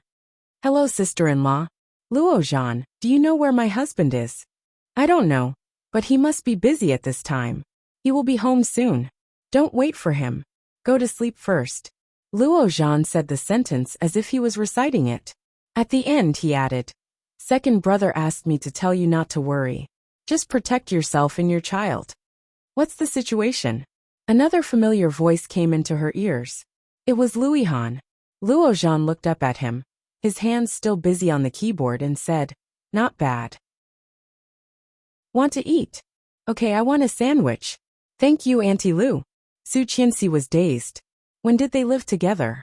Louis Han was making breakfast for him. Chapter 497. Holding the phone, Su Qianxi looked at Li Jinnan and asked, Where did he go? Inexplicably, Su Qianxi's heart was indescribably flustered. Li Jinnan saw that she was not right, looked at the phone and said, Today is Saturday. If you don't have class, go back and sleep for a while. When my brother comes back, I will ask him to see you. I can't sleep. I always feel that something will happen to him. Uncle, can you take me to him? Li Jinnan heard that and laughed, saying, Didn't you just call Luo Zhan? Since he has arranged it, then nothing will happen. I still trust my second brother's ability. I believe it too, but don't think too much. If that guy knows that you are cursing him like this, he will not be happy. It was just spring, and the weather was still very cold. Li Jinnan was wearing a tight black shirt, drinking a frozen Coke. The expression on his face seemed to be saying that Su Qianxi was thinking too much. Su Qianxi pursed her lips and went into the room with the phone. Seeing that Su Qianxi had left, the expression on Li Jinnan's face gradually became serious. He picked up the remote pager that had been hidden in his palm and whispered, Come back soon. Sister-in-law is very worried about you. Kingstown Airport. A flashy and luxurious yellow Porsche sports car had been parked near the terminal for several minutes. In it sat a man wrapped in black clothes, wearing sunglasses and a cap. He was looking at the terminal entrance. In the back seat of the Porsche, Li Xiqing transferred the last document with his mobile phone, pressed the headset and said, Got it. Tell her not to worry about me. I will be back soon. Isn't it just Tang Jinghao? Can he grow wings and fly away? Why do you have to keep an eye on him? If I don't get rid of him, I can't rest easy. His intention yesterday was obvious. He wanted to do something to her. I don't want anything to happen to her. You keep an eye on her. It's best not to let her stay in the room alone. You can ask her to come out of the living room to chat. I'll leave it to you, Jinnan. As soon as he said that, he suddenly saw someone running out of the terminal with a bag, followed by several men in black. The person who was being chased was slightly fat, wearing a suit, a hat, sunglasses, and a mask. Just by looking at his figure and attire, who else could it be but Tang Jinghao? That's enough. Take care of her, Li Xiqing said, urging the driver in front of him. Catch up. The yellow Porsche started up, and a loud sound could be heard. Tang Jinghao immediately looked over and was shocked. He quickly ran, and soon they were out of the highway. A nearby patrolman saw this and immediately shouted, What are you doing? One of the men chasing Tang Jinghao took out his police badge and shouted, Police, that's a wanted criminal. Arrest him. The man turned back and ran as fast as he could. The wind was strong today, and his hat was blown away, revealing his white hair. He was even more certain that it was Tang Jinghao. The yellow Porsche sped like the wind and made a huge screeching noise as it drifted in front of the man. Tang Jinghao immediately braked. Unable to escape, he actually wanted to jump over the fence to escape. A row of people quickly rushed up. One of the criminal police pushed him down and handcuffed him immediately. Seeing this, many people let out a sigh of relief. However, after lifting his hat, mask, and sunglasses, they found that his nose and eyes were not the same as Tang Jinghao's at all. Camouflage. Li Xiqing felt a burst of anger in his chest. He couldn't help looking at the door of the terminal. There was a slightly chubby figure wrapped up like a dumpling, covering his face and walking very fast with a bag in his hand. With a cold look he shouted, There he is! Catch up! Dash! Chapter 498. The yellow Porsche turned in an instant, and the beautiful sound of the engine went straight at the bloated figure. The real Tang Jinghao's footsteps were even faster, and he immediately started running. Tang Jinghao immediately rushed to the front, crossed the railing, and entered the road inside. The yellow Porsche stopped, and Li Xiqing immediately got out and ran after him. Although he had not trained with the army for many years, he still had the foundation, and he ran as fast as the criminal police chasing him. Seeing Li Xiqing getting closer and closer, Tang Jinghao became more and more panicked. Finally, he gritted his teeth. When he was ready to fight with Li Xiqing, a gust of wind passed by, accompanied by the sound of tires rubbing against the ground. "Get in the car." A woman's voice was deliberately suppressed, but Li Xiqing vaguely felt it was a bit familiar. The woman was wearing a black knitted hat, long curly hair, and a large pair of sunglasses covering half of her face. Tang Jinghao finally let out a sigh of relief, opened the door of the back seat, and sat in the car. Just when the door was about to close, Li Xiqing grabbed the door with his big hand, panting, and reached out to pull Tang Jinghao out. Tang Jinghao was scared out of his wits. He grabbed his hand and shouted, "Drive, drive quickly!" The car quickly started, and Li Xiqing was dragged by the car, but his hand was still very steady. With the help of the car, Li Xiqing actually wanted to get in the car. "Idiot!" The woman in the front seat cursed. Li Xiqing subconsciously looked up and saw a man and a woman sitting in front of him. The driver was a man who looked very tall, wearing a military green cap and a mask, only showing his eyes, staring coldly at Li Xiqing in the rearview mirror. Just a glance, and then Li Xiqing heard the sound of a gun being loaded. Shocked, Li Xiqing immediately let go of the car. The speed was too fast, and he lost his balance and was thrown out of the car. "Mr. Li." The driver immediately got out and ran over.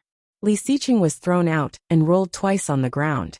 When he came back to himself, the black car had gone far away. "Are you okay?" Zhou Chen helped Li Xiqing up and asked. Li Xiqing patted the dust on his body and shook his head. "I'm fine. Your face and hands are still fine." If the second wife knew about this, she would be worried sick. Li Xiqing then felt the burning pain on his body. His left cheek, in particular, looked as if it had been burnt. The skin on his palms had been abraded, and his body was riddled with holes. Mud and dust were stuck to his body, but at this moment, he had no time to care about himself.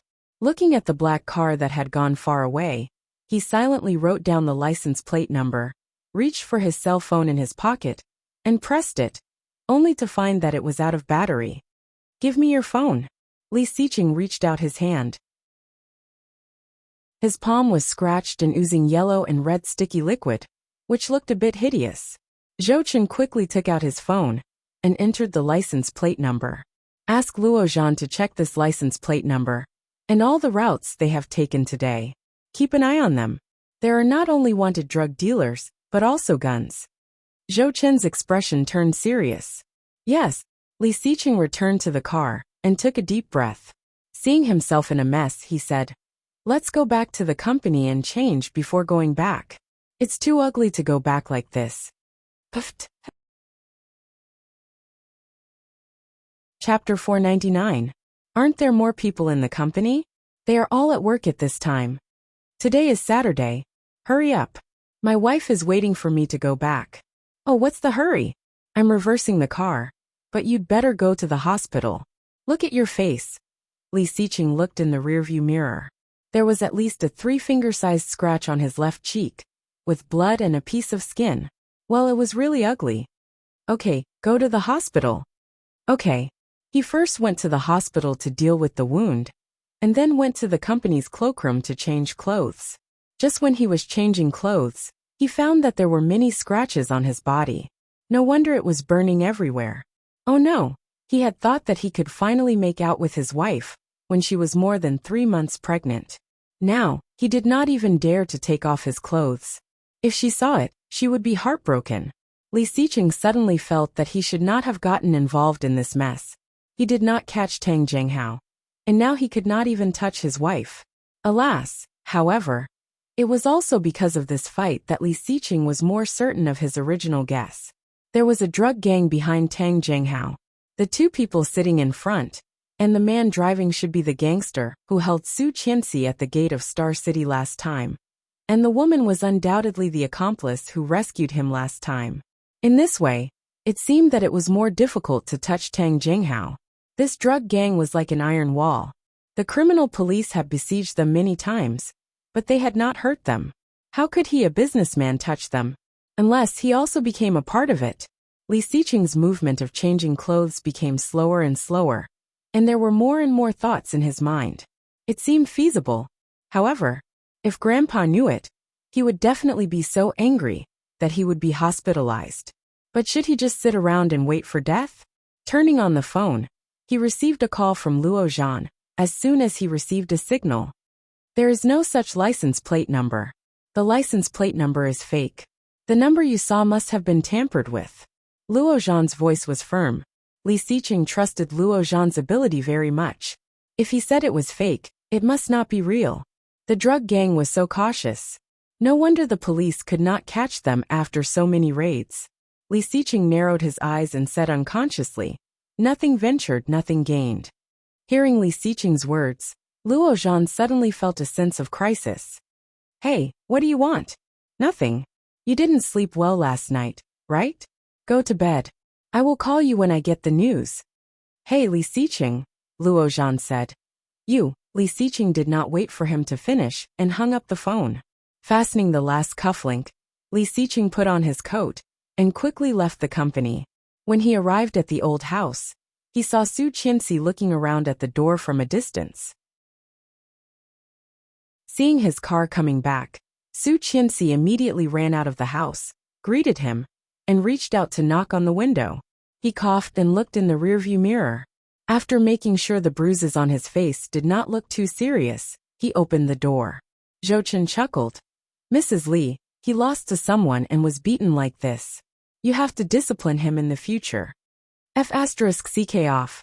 Li Xiqing slammed the door, and Zhou Chen laughed and went to park the car. Chapter 500. Li Xiqing also had a bruise on his waist. Being hugged by her, he felt a burning pain. However, he did not show it on his face and whispered, "The phone ran out of power and turned off." "What happened to you?" "I fell." "You fell on your face." Su Qianxi looked at his handsome and flawless face and felt uncomfortable. She reached out and gently touched it. "Does it hurt?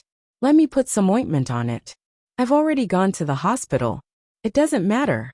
It's just a bruise." Su Qianxi looked at his hand. On his palm, there was almost no place that was unharmed. It was bloody, with skin peeling off, and there were small grooves made by sand. It hurt. Su Qianxi's heart ached. She pulled his sleeve and walked into the room. Li Jinnan was sitting on the sofa playing with a car model. Seeing him being pulled in by Su Qianxi, he gloated inside. Some people just won't give up until they see the end. Su Qianxi paused, looked at Li Xiqing and said, "Where did you go?" God knew she had been worried all morning. His heart was always in his throat, as though it was being hung up to his throat. She called Luo Zhan, but he did not know anything, and Li Jinnan refused to say a word. She originally thought that Li Jinnan must not know, but now it was clear that they had colluded to hide it from her. "Nothing. Don't worry. I'm fine." Li Xiqing gently squeezed her palm, his voice low and slow. Su Qianxi looked up at him. After a long while, she squeezed his palm hard. The pain immediately made him gasp. "Ouch." Su Qianxi pushed him hard, looking angry. Then she turned into the room and slammed the door. Li Xiqing was a bit dumbfounded. Seeing the blood oozing out of his palm again, he felt a little helpless. "You deserve it." Li Jinnan did not have the slightest sympathy. He threw the car model away and whispered, "How is it? Go to your room and take the medicine box." Li Jinnan couldn't help laughing. He picked up the medicine box and took Li Xiqing to his room. Li Jinnan's room was a classic military room. The quilt was neatly folded into tofu cubes, and 2 hunting air guns were hung on the wall, crossed over each other. Further to the side were the national emblem and the national flag, followed by a large army green photo. As soon as Li Xiqing came in, he began to take off his clothes. Li Jinnan took a step back and looked at him in horror. "Brother, don't mess around." Sister-in-law is still next door. Li Xiqing glanced at him coldly and threw his jacket at his face. Close the door.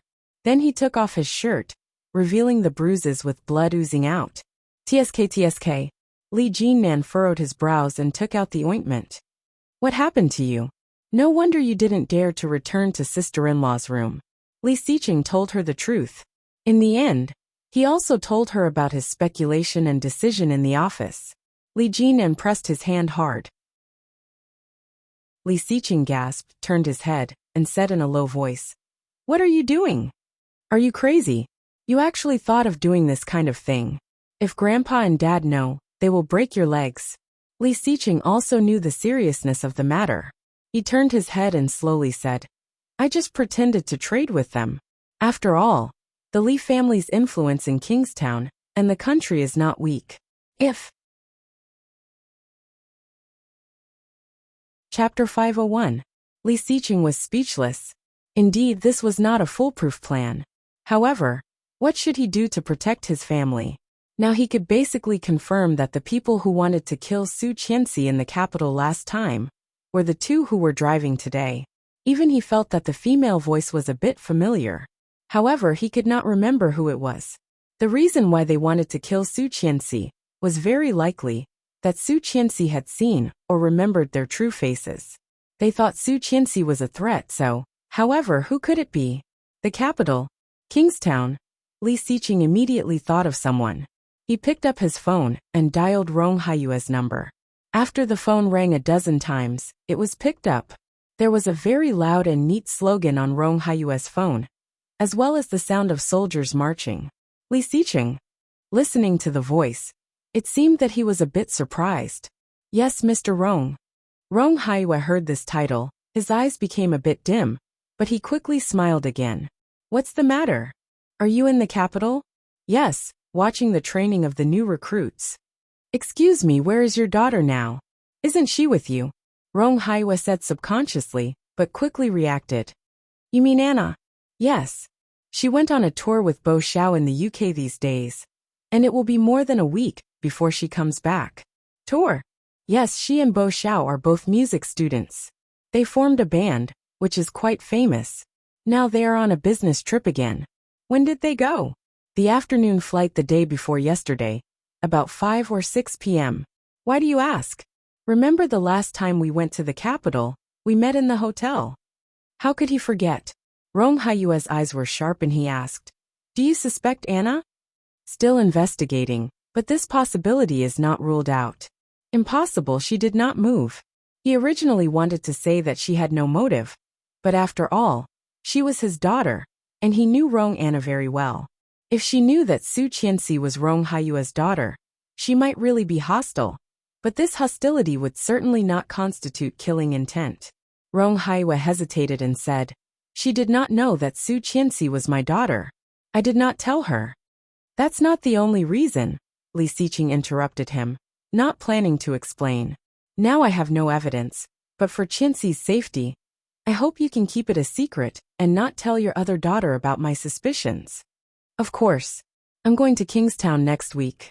We can talk face to face then." "Sure, see you then." Goodbye."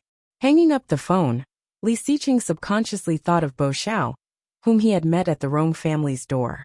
They were both tall, but dressed in different styles. Especially last time, Su Qianxi looked at Bo Xiao a little too much, and she was attacked that afternoon. There were many things that couldn't be linked together, but once they were put together, they became very clear.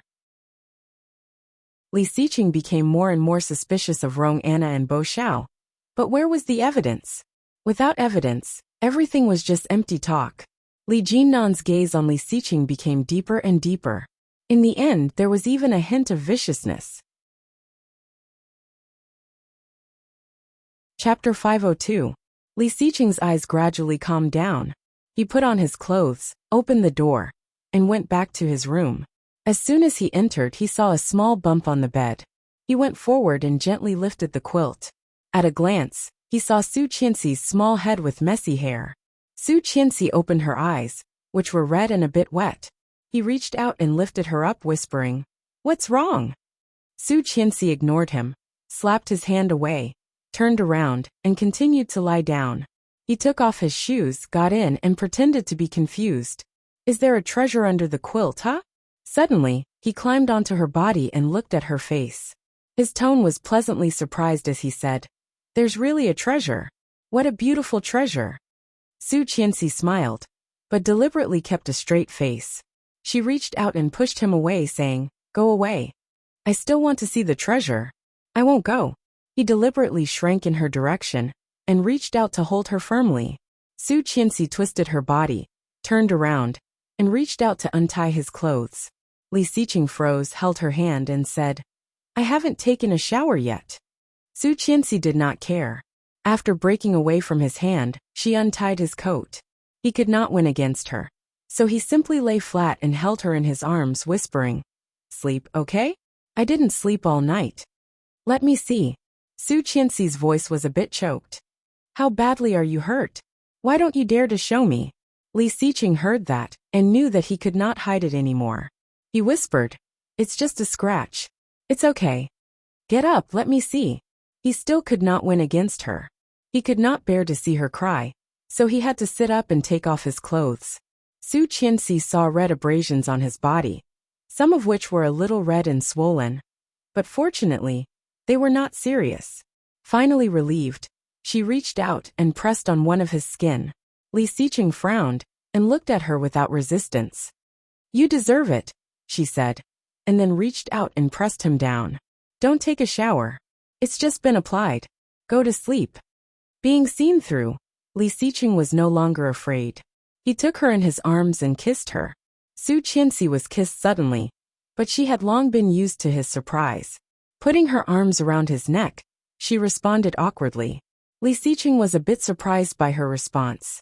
The kiss deepened, and the tip of his tongue hooked her lips. Gradually, his lips moved down to her chin, her neck, and her collarbone. He was like a devout believer that was prostrating himself in worship of his most loyal faith. Su Qianxi's heart fluttered, and her breathing became more rapid. She reached out and pushed him. There's no injury there." Li Xiqing's lips were against her skin, his voice a bit muffled. "We can continue." "Pervert." She blushed. Li Xiqing pushed her blouse up and pressed it against her body, whispering seductively, "I am a pervert who only has feelings for you." She held his neck tighter, trembling so hard that even her toes curled up. "Finally, it's been more than 3 months.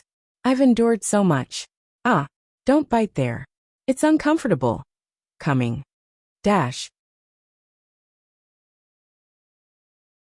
Chapter 503.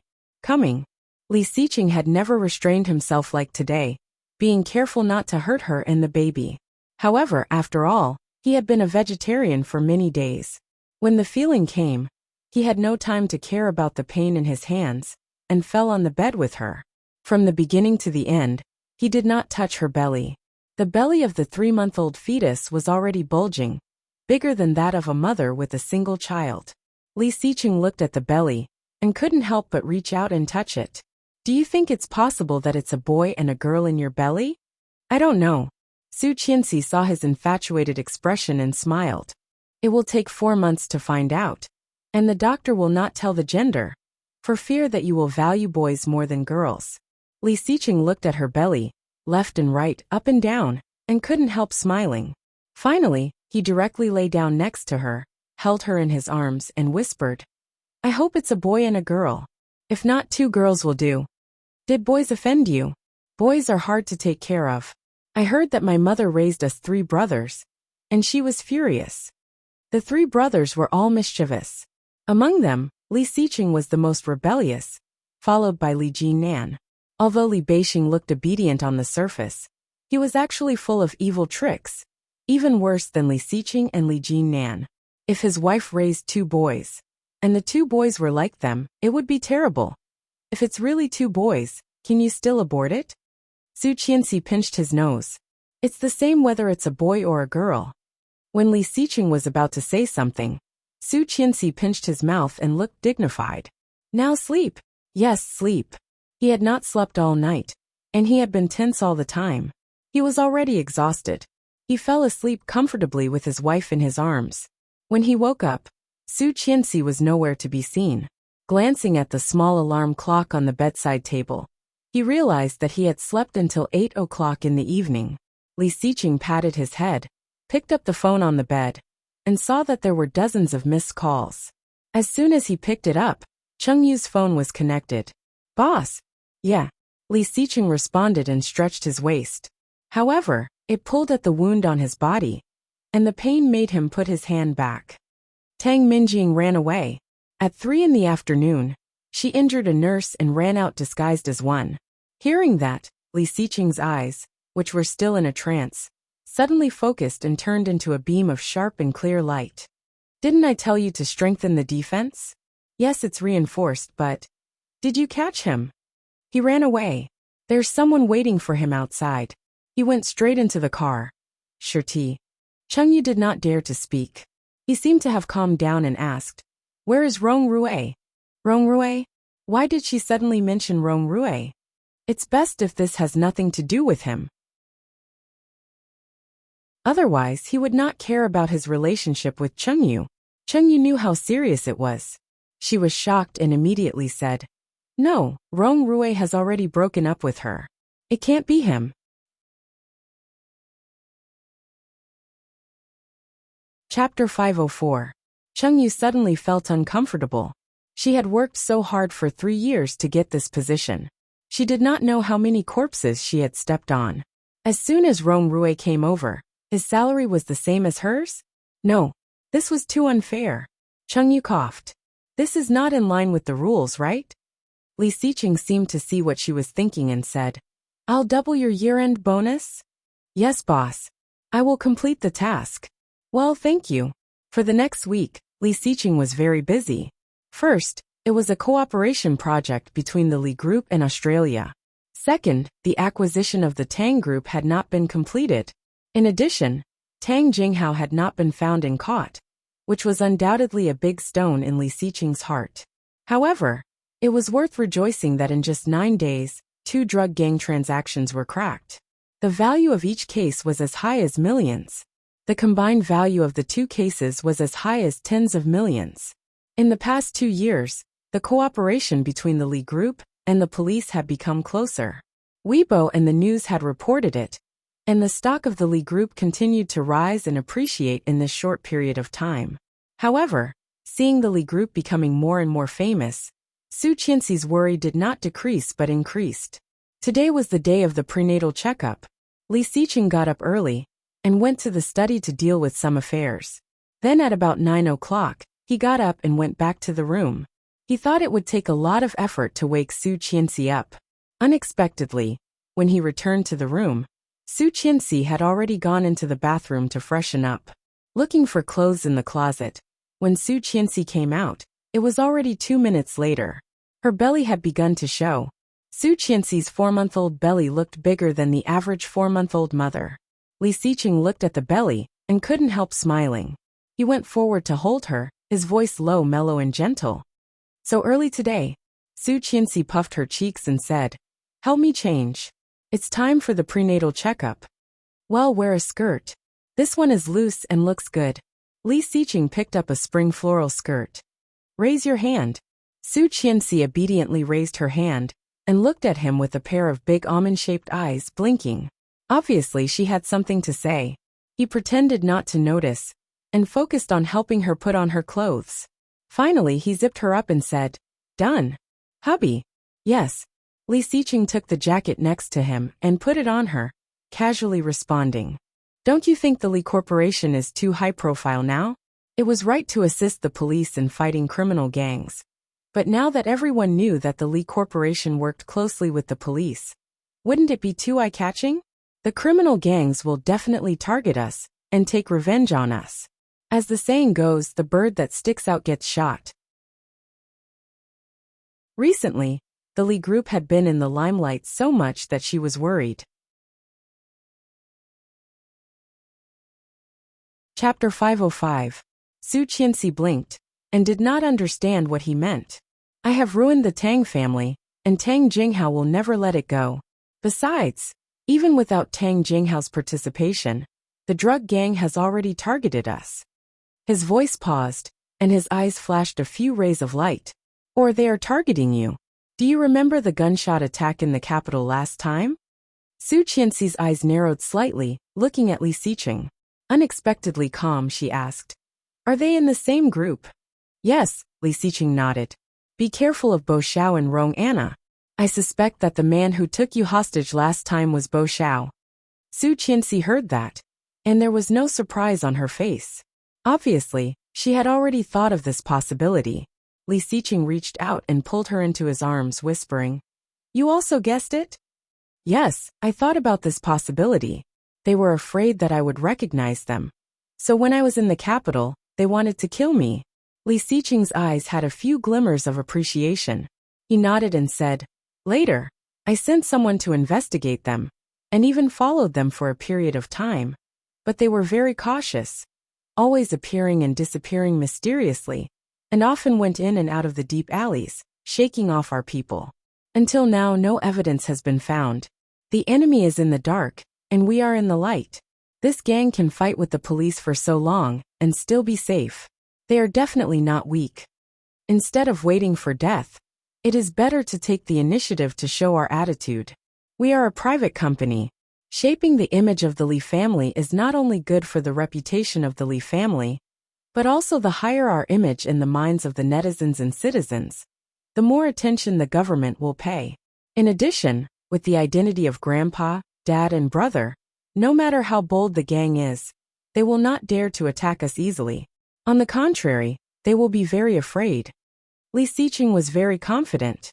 His eyes were sparkling, and his handsome face was full of the glow of victory. I see. Su Qianxi was a little dazed, but she roughly understood the meaning. Li Xiqing smiled, reached out and touched her hair, and said, You don't need to understand. You just need to know that every decision I make will ensure that you and your family will be protected. He was waiting. When Tang Jinghao couldn't help but make a move, when he couldn't help but expose himself in front of everyone's eyes, then they would take the opportunity to catch him in one fell swoop. Tang Jinghao, Rong Anna, or Bo Xiao. As long as one of these three people fell into the hands of him or the police, then he would have a breakthrough. At that time, they could be completely solved, and Li Xiqing could really rest assured. Su Qianxi heard Li Xiqing's words and looked up at his face. Noticing that she looked up, Li Xiqing looked down and saw her big round eyes blinking. She asked, What about you? Her voice was soft, and he reached out to hold her hand. Curling his lips, he said in a deep voice, I will be fine too. I was scared to death when I couldn't find you last time. I thought something had happened to you. Chapter 506. As he spoke, his gaze became obscure, and his lips curled into a mischievous smile. He kissed the corner of her lips and said in a low voice, You can punish me however you want. Su Qianxi blushed and reached out to pat him. You wish. Li Xiqing caught her hand and teased. So there's no need for punishment? If there is a next time, I will punish you to sleep on the floor and not on my bed. That's too cruel. Li Xiqing frowned, looking like he had suffered a lot. It's that serious? Su Qianxi smiled, feeling a bit proud. Hugging his neck, she kissed him on the lips and said, So you have to be careful in the future. Don't act on your own. Remember to report to me before you act, so that I don't worry about you for nothing. Yes, ma'am. His voice was low and soft, with a smile on his lips. His eyes were full of love. Su Qianxi's heart was about to melt. Blushing, she looked away and pretended to be calm. Now go to the hospital for a prenatal checkup. He held her hand and put his other hand around her waist, saying softly, Yes, ma'am. Humph. Don't think that I will be lenient next time. You wish. At the hospital, after all the tests were done, an old doctor adjusted his glasses and told them that there were 2 placentas and 2 fetal hearts in the uterus of the pregnant woman. In other words, they were fraternal twins. Although he had already known that there were 2 children, hearing the news, Li Xiqing was still dazed. In a pair of cold and dark eyes, there was a little surprise and astonishment. His face, which had been calm since he entered the hospital, slowly became full of surprise.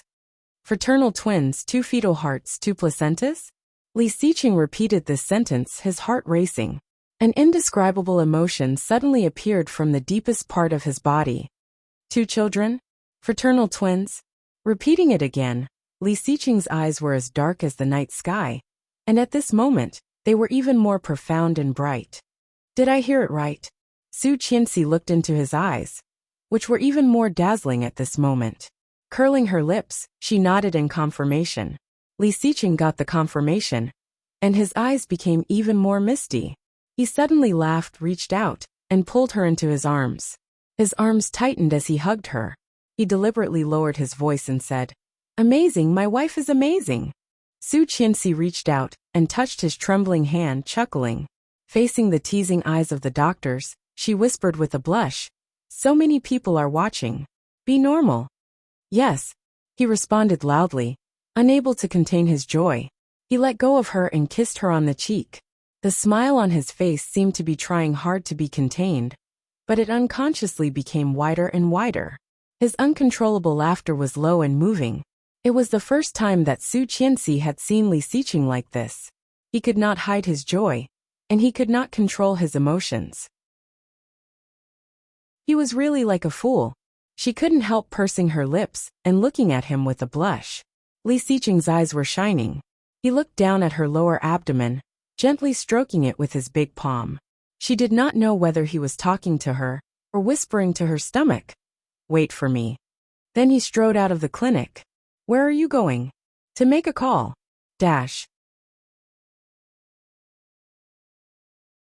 Chapter 507. The phone rang a dozen times but no one answered. Just when it was about to hang up automatically, the phone vibrated slightly. There was a rustling sound and heavy breathing. Oming's voice came quickly. "Li Xiqing." His voice seemed to be in a trance and drunk.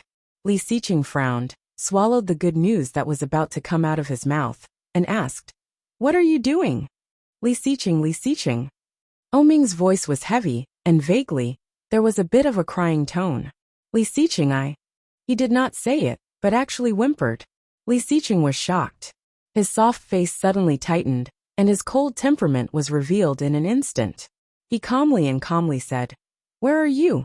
The first sentence was not to ask what happened, not to ask what was wrong, but to ask where he was. Oming's throat was even more choked, but he could not speak. However, the sad voice belonged to a man, which was particularly shocking. Li Xiqing's face tightened, and he walked in without saying a word. Shuangyu, who was tall and straight, stood next to Su Qianxi. Seeing Li Xiqing coming over, she nodded to him. The doctor was telling Su Qianxi some things to pay attention to. Su Qianxi's face was full of the glory of maternal love, listening patiently. Oming's voice gradually became smaller, and he said, "I am in the villa on Xishan." The villa on Xishan, where Oming kept Yulili. Li Xiqing's eyes were covered with a layer of haze. Oming's appearance must have something to do with Yulili, but to be able to force Oming like this, Yulili's ability was much greater than he thought. Li Xiqing did not ask much and said, "I will be there soon."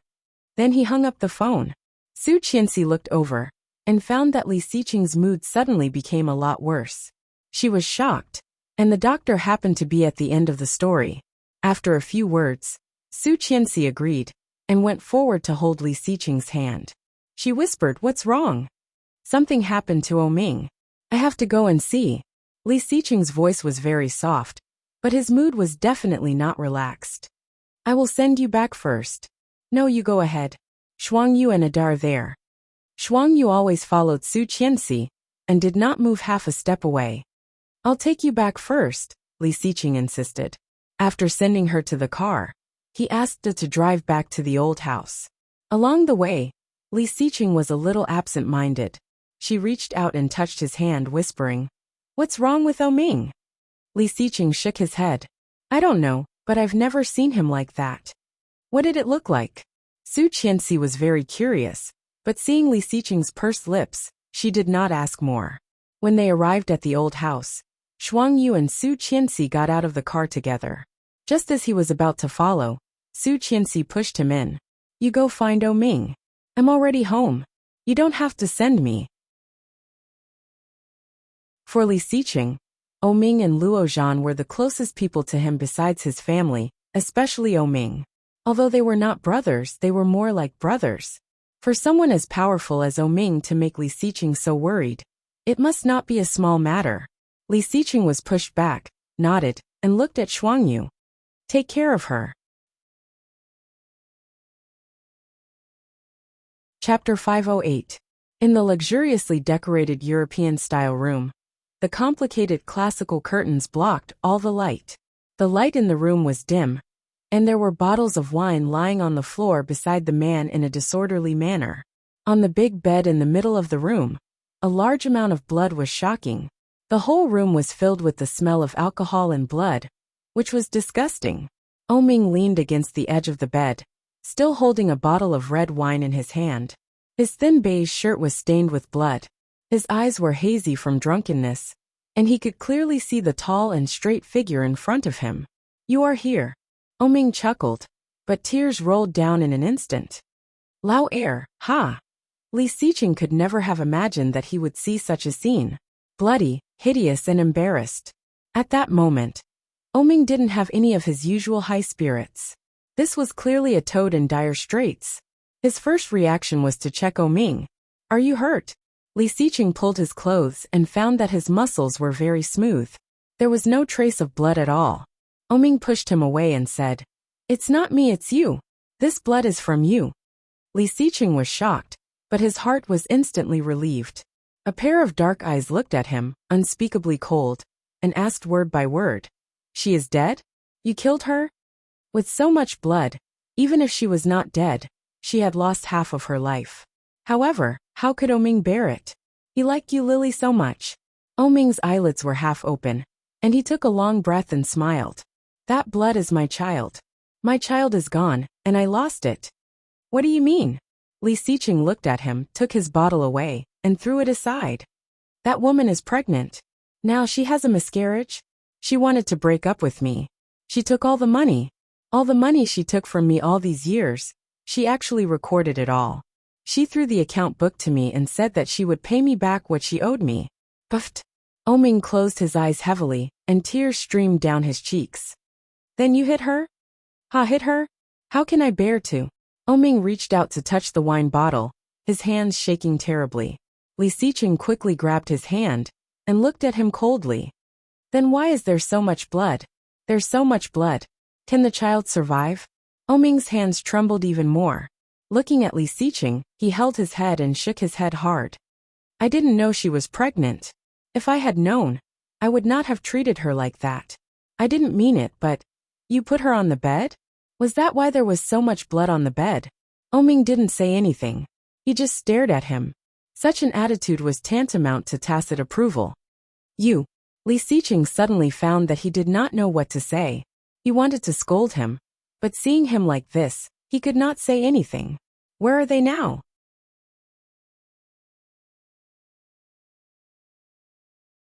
Chapter 509. I've told you long ago that this woman is an ungrateful wretch. How many times have I advised you not to provoke her? You. Li Xiqing looked away irritably. Where is she now? Hospital. She doesn't want to see me. She hates me. What should I do? She wanted to break up with me. After this incident, I can no longer keep her, Xiqing. Li Xiqing was silent for a moment before saying, Now, change your clothes and go to the hospital to accompany her. She doesn't want to see me. You have to look even if you don't want to. You are the father of the child. You have the right to take care of her. It's her business that she hates you, but you have to do your duty. Ming, get up.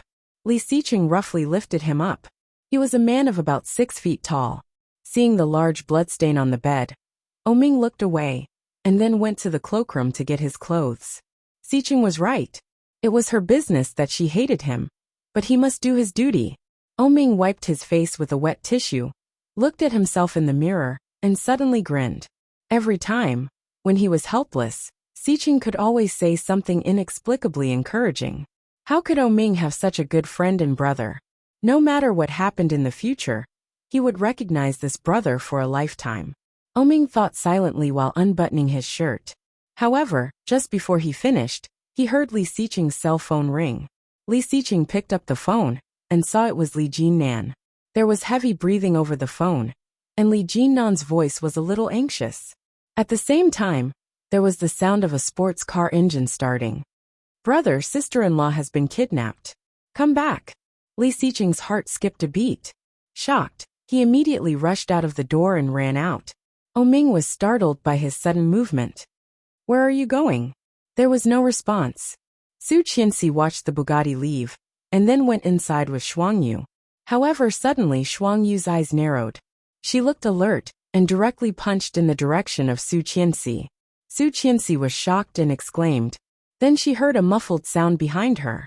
A short man was punched down by Shuangyu, and Su Qianxi looked over in shock. Shuangyu subdued the short man, but when she looked up, her face changed and she roared. The two bodyguards guarding the door heard the commotion, and immediately came to help.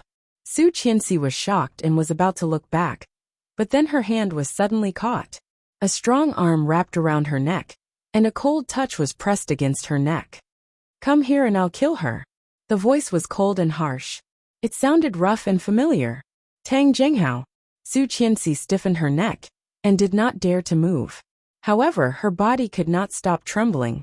Her breathing was rapid, and her heart was racing. Shuangyu and the two bodyguards immediately stopped their movements, and looked at the 5 men walking forward behind Tang Jinghao. Each of them was holding a long steel pipe, and their faces changed dramatically. At this time, Su Qianxi calmed down and said, Don't be impulsive. If anything happens to me, he will not let you go. Tang Jinghao grinned and ignored her. Looking at the bodyguards, he said, Such obedient dogs. Tell Li Xiqing to come to the abandoned warehouse in the eastern suburbs alone. If there are too many people, there will be consequences. Chapter 510. Shuangyu was so anxious that she almost cried. She immediately ran toward the door of the Li family, banging on the door and ringing the doorbell. Li Jinnan was just about to go out, shaking the car key in his hand. As soon as he opened the door, he saw Shuangyu's appearance and raised an eyebrow. What's wrong? Shuangyu could not say a word. She hurriedly gestured and pointed to the direction of Tang Jinghao's car. Li Jinnan looked at her gesticulating and thought it was fun. He crossed his arms and laughed with great interest, even though he didn't understand a word of what she was saying. Shuangyu was so anxious that she stamped her feet and made a phone gesture to him. Li Jinnan handed the phone to her, and Shuangyu's fingers quickly typed. My wife was kidnapped. Li Jinnan was shocked, and his face suddenly changed. Then Shuangyu typed. Let Mr. Li go to the abandoned warehouse in the eastern suburbs alone, or he will bear the consequences. Bastard! Li Jinnan immediately snatched the phone back and rushed out to drive. Shuangyu also followed, pointing to herself to indicate that she could help. Li Jinnan opened the door of the passenger seat. After she got in the car, the yellow Porsche suddenly rushed forward and rushed in the direction that Shuangyu pointed. Su Qianxi was taken into the car. Feeling the knife on her neck, her heart was beating so fast that it almost jumped out. But despite the fear in her heart, Su Qianxi was unexpectedly calm. Tang Jinghao finally let go. Su Qianxi looked at Tang Jinghao sitting on the side, shrinking to the corner, hands twisted together, and asked calmly, What do you want to do? Tang Jinghao glanced at her and sneered. Don't worry, I will not punish you. I will give you to Tang Minjing later, and let her play with you. Haha, happy. Su Qianxi's heart skipped a beat, and her back was against the door. Thinking of Tang Minjing's hysterical and crazy posture in the hospital, she couldn't help but feel scared.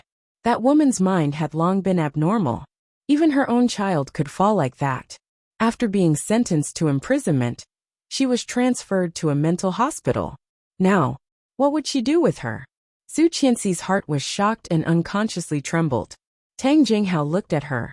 She was obviously scared to death, but she pretended to be calm and acted as if nothing had happened. He only wanted to laugh in his heart. The car drove steadily in the direction of the eastern suburbs. But suddenly, Tang Jinghao saw a yellow Porsche speeding up behind them, and the person sitting in the driver's seat was the third child of the Li family, Li Jinnan. Tsk. The children of the Li family are all good, but why are they so impulsive? Tang Jinghao looked regretful. I've already said that only Li Xiqing is allowed to come. What is Li Jinan doing here? Tell me, aren't they forcing me to kill the hostages? Huh? As Tang Jinghao spoke, he waved the sharp dagger in his hand in front of Su Qianxi. Su Qianxi shivered and leaned against the door. Her heart was beating so fast that she could not feel it. Biting her lower lip, Su Qianxi's eyes were slightly red, but she clung to the door and did not dare to move. Ha ha ha ha. Tang Jinghao laughed happily, took back the dagger and said, I'm just scaring you. I still need Li Xiqing to do things for me. If I kill you, won't that guy kill me?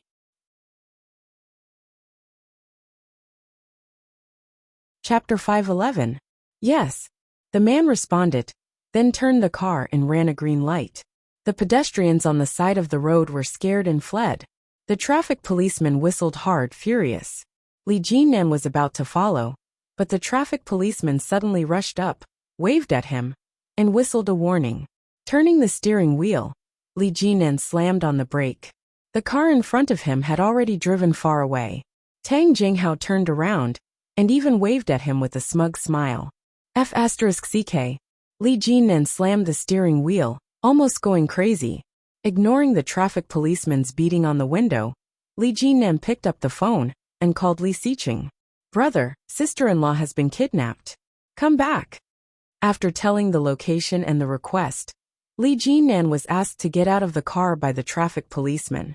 Li Xiqing went downstairs, ignoring Ming's yelling. After driving out of the car, he drove the car to the highest speed and went straight to the abandoned warehouse in the eastern suburbs.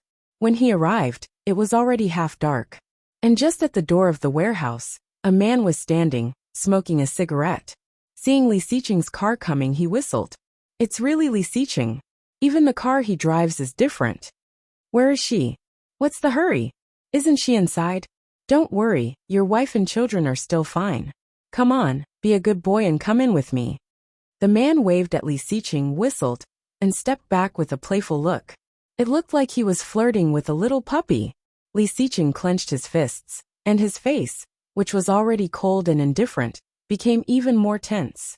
Walking in, the man laughed and said, Good dog, come on, I'll give you a meat bone. As he spoke, he actually threw a lunchbox over. A pig bone rolled out with rice grains on it. Li Xiqing's cold eyes glanced at him. The man suddenly felt a chill, but he looked even more arrogant. What the F***ck are you staring at? What about her? Li Xiqing repeated. His voice was so cold that it sounded like ice was falling off. Oh my, such a bad temper. If I didn't know better, I would think I was in your office. Tang Jinghao's voice came out, looking slightly fat. Looking at Li Xiqing, he sneered. What? Are you used to being a big boss? Can't stand being treated like a puppy all of a sudden? Just behind Tang Jinghao, Tang Minjing also walked out. She was wearing a tight black leather outfit, and her hair was permed into sexy big wavy curls. Her face was exquisitely made up, which made her already beautiful and coquettish facial features even more exquisite and moving. Especially her lips, which were bright red and dazzling. Brother Xiqing, you're finally here. I've missed you so much. Tang Minjing smiled. Although she said so, there was no longer any infatuation on her face. All that was left was indifference. You are here for me, aren't you? Li Xiqing looked at her, did not speak, and narrowed his eyes. In that pair of eyes that were as deep as an ancient well, the dangerous and threatening atmosphere was overflowing. Obviously, he was angry. Tang Minjing smiled and clapped her hands. Just inside the room, there came the sound of stumbling footsteps. Chapter 512. What do you want to do? Li Xiqing's voice was unexpectedly calm. Looking at them indifferently, Li Xiqing clenched his fists. However, as soon as he said that, he heard a strong sound behind him. Li Xiqing was instantly alerted and dodged sideways. The next moment, he had already grabbed the hand of the attacker and twisted it. The attacker screamed, and then took the steel pipe away. Clap, clap, clap. Tang Jinghao clapped and said with a smile, Nice move. Tang Minjing suddenly turned around and picked up a steel pipe. Patting it in her palm, she chuckled and pointed it at Su Qianxi's belly. Li Xiqing was scared and roared, "Don't you dare!" Swoosh! Another sound came from behind him. This time, Li Xiqing did not have time to dodge. His hand holding the steel pipe was hit hard. Feeling the pain, Li Xiqing's hand moved out of inertia, and the steel pipe fell to the ground. Ah! No! Su Qianxi's heart trembled fiercely. Seeing his hand instantly red and swollen and blue, she burst into tears and screamed. Li Xiqing subconsciously wanted to fight back, but he heard Tang Minjing's gentle voice. "Brother Xiqing, don't blame me for not giving you a chance. As long as you avoid it, or you fight back, I will take the blame on her." Then she laughed as sweet as a bell, but at this moment, it was the most vicious voice. She said, "Say, if I hit with this stick." Then, she pointed the steel pipe at Su Qianxi's belly, smiling. Su Qianxi looked at the steel pipe and closed her legs, shaking terribly. "Don't you dare!" Li Xiqing's face turned red and he roared. Tang Minjing raised an eyebrow. "I even dared to kill my own son, let alone someone else's son. What a pity. I heard that they are twins. Both of them are very healthy. If this stick were to hit them..." Ah! Li Xiqing's leg was hit hard, and the pain suddenly spread all over his body. He screamed unconsciously and knelt on the ground. "Go, go!" She burst into tears. "Li Xiqing." The voice was sharp and desperate. Hearing it, Li Xiqing's heart suddenly trembled and ached. "Don't cry. I'm fine, ugh." Before he could finish his words, his back was struck once more. Ah!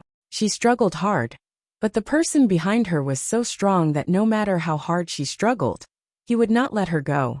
Seeing more and more blood on his body, she was overwhelmed with despair and fear. "Don't hit him, don't!" The perpetrator laughed coldly and swung the steel pipe down with great force, ruthlessly swinging it at his legs, followed by his hands, back, and waist. Not a single part of his body was spared. Li Xiqing bore it silently and looked in her direction.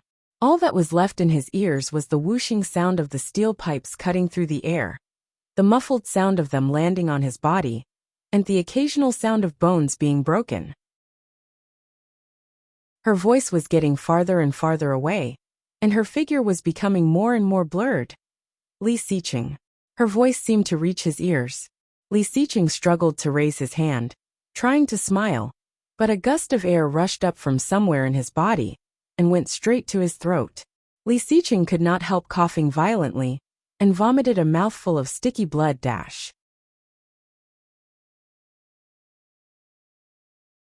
Chapter 513. When he came out of the forum, it was already dark. Rong Haiwe looked at the time. It was already past 7 in the evening. He had an appointment with Li Xiqing for dinner at 8, and there were still 5 minutes left. Rong Xian followed behind Rong Haiwe and called, "Rong Haiwe." "Yes." Rong Haiwe responded quietly. His attitude toward her was very different from before. In the past month, Rong Xian and he had only met a few times at home. When they saw each other, they were not even in the mood to greet each other, let alone quarrel. To be honest, Rong Haiwe thought that she would definitely ask for a divorce. However, unexpectedly she did not. When he left home this morning, he did not know what was wrong with Rong Xian. She actually asked to come to Kingstown with him. Rong Haiwe was surprised, but he did not refuse. He asked someone to book an extra ticket, and the two got on the plane to Kingstown together. When they arrived in Kingstown, it was already noon. They had been attending the forum until now. Now, she was probably here to complain. Rong Haiwe's heart was cold, but he did not speak first. A pair of sharp eagle eyes looked at her, raised his eyebrows, and waited for her to speak first. "You have an appointment with Li Xiqing?" "Yes. This time you came to Kingstown to meet them?" Of course, she was referring to Li Xiqing and Su Qianxi. Rong Haiwe put his hand in his coat pocket and nodded without hesitation. "Yes. Take me with you." Rong Xian looked at him. "I want to see her. You need to ask Su Qianxi about this. I will call them." Rong Haiwe's cell phone was already ready. At this time, he directly clicked on the screen and dialed the number. However, Su Qianxi's cell phone could not be reached, and Li Xiqing's cell phone was also not picked up. Suddenly, Rong Haiwe seemed to see a familiar shadow. It was a slender figure, wearing a pink cap with long curly hair, wearing a loose long coat and a pair of black high heels. She lowered her head and wore a mask as she went into the darkness. That was Anna. However, shouldn't she be in London at this time? Why was he in Kingstown? Rong Haiwa followed her in confusion. From a distance, he saw Rong Anna walking on the road quickly. He picked up the phone and dialed her number. The slender figure was a little far away from him. Rong Haiwa did not hear the ringtone, but the ringtone sounded. The girl in front of him also picked up the phone. Hello, Dad. Anna, where are you? Rong Anna was obviously a little surprised and said, I'm in London on tour with Xiao. I'll be back in a few days. Oh, I see. Well, what's the matter, Dad? The cute voice seemed to be no different from the usual Rong Anna. Rong Haiwa looked at the figure in front of him, was silent for a moment and said, It's okay. Come back early. Without you at home, I don't even have someone to talk to. Rong Xian heard Rong Haiwa's words and tightened her grip on her bag. Rong Haiwa did not notice it. He only heard Rong Anna giggling and said, Soon, don't miss me too much, Mua. Okay, bye.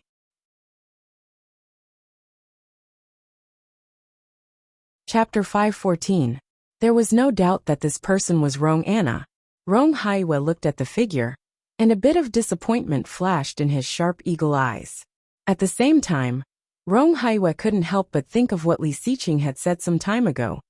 Rong Anna and Bo Xiao were likely to be the people who attacked Su Qianxi that day, because they were afraid that Su Qianxi would recognize them. They chose to kill her in the capital? Now were they coming to retaliate against Su Qianxi again? Rong Anna hung up the phone, walked to a black car, opened the door and got in. The car quickly started and drove toward the highway not far away. Rong Haiwa strode up and stopped a taxi. Follow the black car in front. Rong Xian quickly followed, and Rong Haiwa remembered that Rong Xian was still next to him. Seeing the obvious astonishment in Rong Haiwa's eyes, Rong Xian looked calm and sat in the car. The taxi followed the black car, and at Rong Haiwa's request, it always kept a distance from them.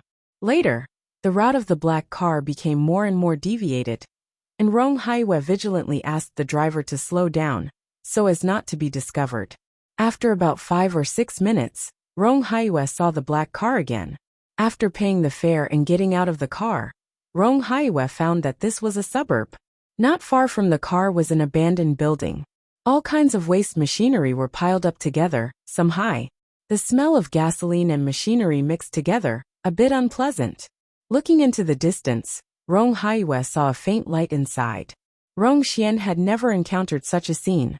Seeing Rong Haiwa's cautious look, she couldn't help but ask, What are you doing? Rong Haiwa's sharp eagle eyes flashed, and he gave the phone to Rong Xian.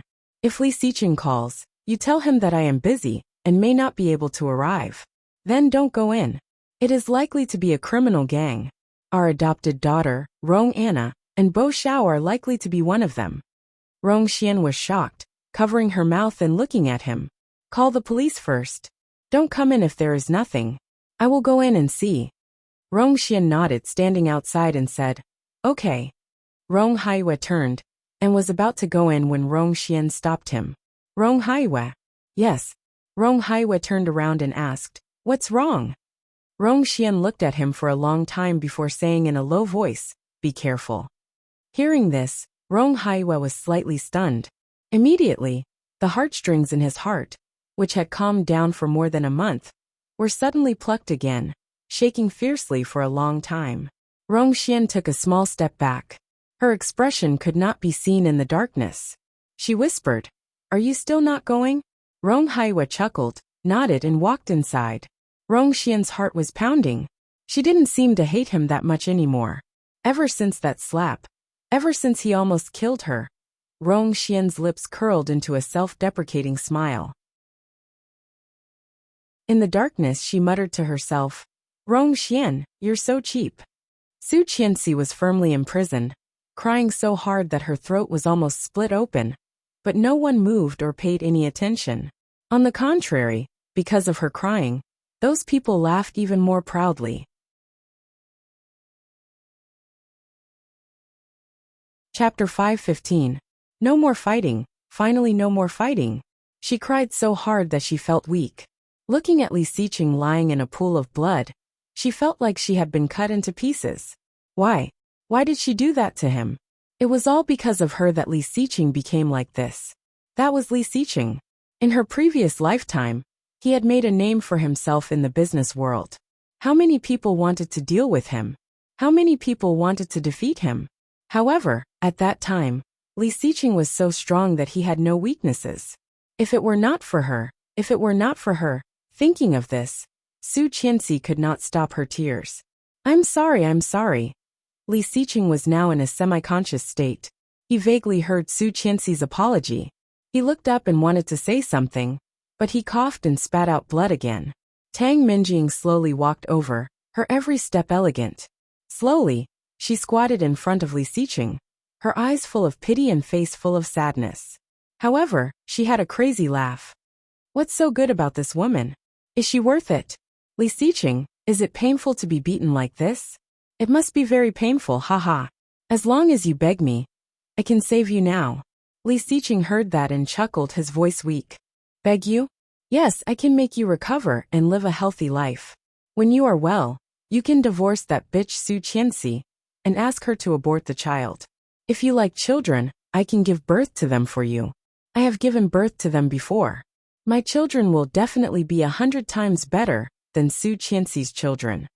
Tang Minjing grabbed his hair, lifted his head, and said with a smile, to be honest, I also like children. We can have many, okay? Li Xiqing closed his eyes and laughed even louder. Tang Minjing let go of him, arched an eyebrow, and whistled. It seems that you failed. Brother Xiqing, what's wrong with me? You used to say that I am beautiful and sensible. Whoever marries me will be very happy. But why don't you want to be a happy man? You have to push me away. Sad, really sad. Now you are not only hurting me, but also your wife, your children and your twins. Hee hee. Tang Minjing smiled and walked up to Su Qianxi. Gently touching Su Qianxi's face, she said, your skin is so good. 21, right? Her face is really full of collagen, young and beautiful. Don't touch her, Li Xiqing said with difficulty. He coughed up another mouthful of blood and blacked out. Tang Minjing immediately withdrew her hand, looking scared. I won't touch her. I don't dare. Ha ha ha. With that, he strode to the back and shouted, Hey, time to work. As soon as Tang Minjing said that, two men walked out of the room with two big bottles in their hands. Looking at Li Xiqing and Su Qianxi, they sneered and opened the lids.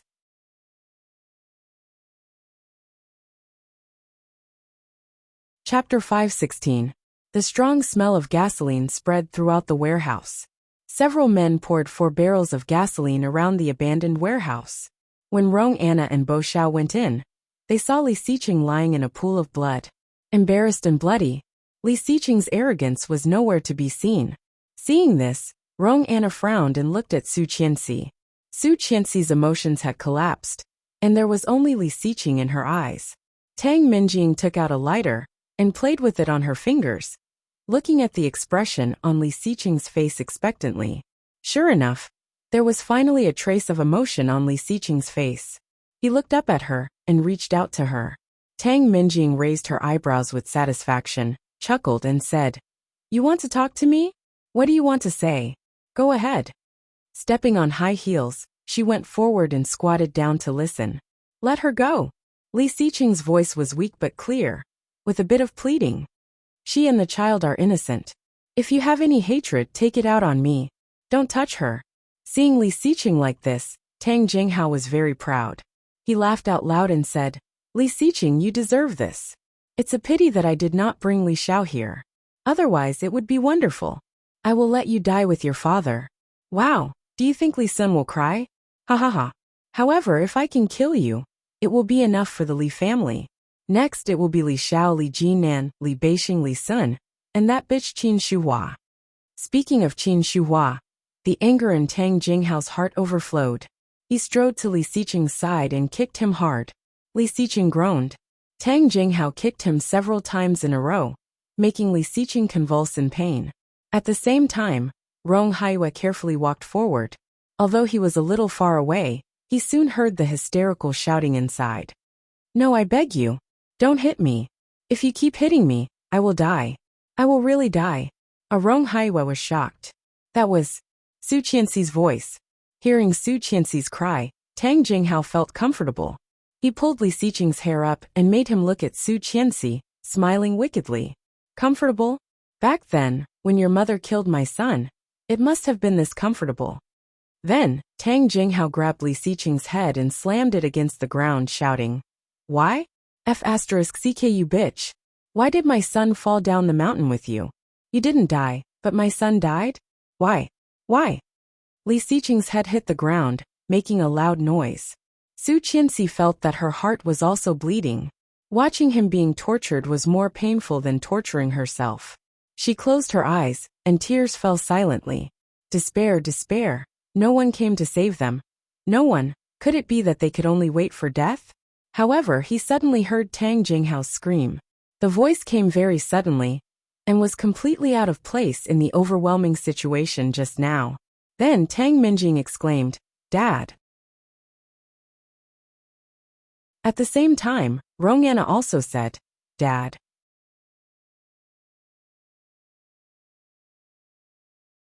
Chapter 517. Just Rong Haiwa? How could he suddenly appear? Su Qianxi felt like she was dreaming. Looking at him, she quickly screamed, "Mr. Rong, go. Dangerous, too dangerous."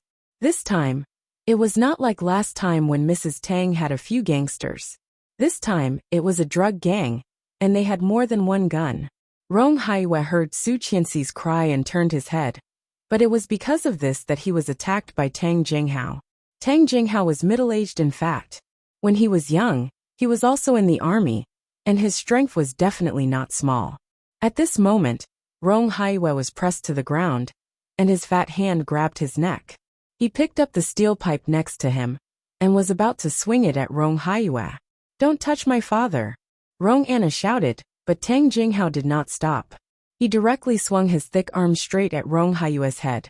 Rong Haiwa was a major general after all. At this moment, seeing this, he raised his knee and wanted to push him away. However, Tang Jinghao's weight was actually heavier than he thought. His neck was grabbed, and Rong Haiwa's face turned red. He bent his elbow and hit Tang Jinghao's head. Tang Jinghao was pushed up, and his movement was slightly off. With a strong push, Tang Jinghao lifted the steel pipe in his hand again, ready to hit Rong Haiwa's head. Swoosh! The originally loud gunshot, under the silencer, became a subtle sound of breaking wind.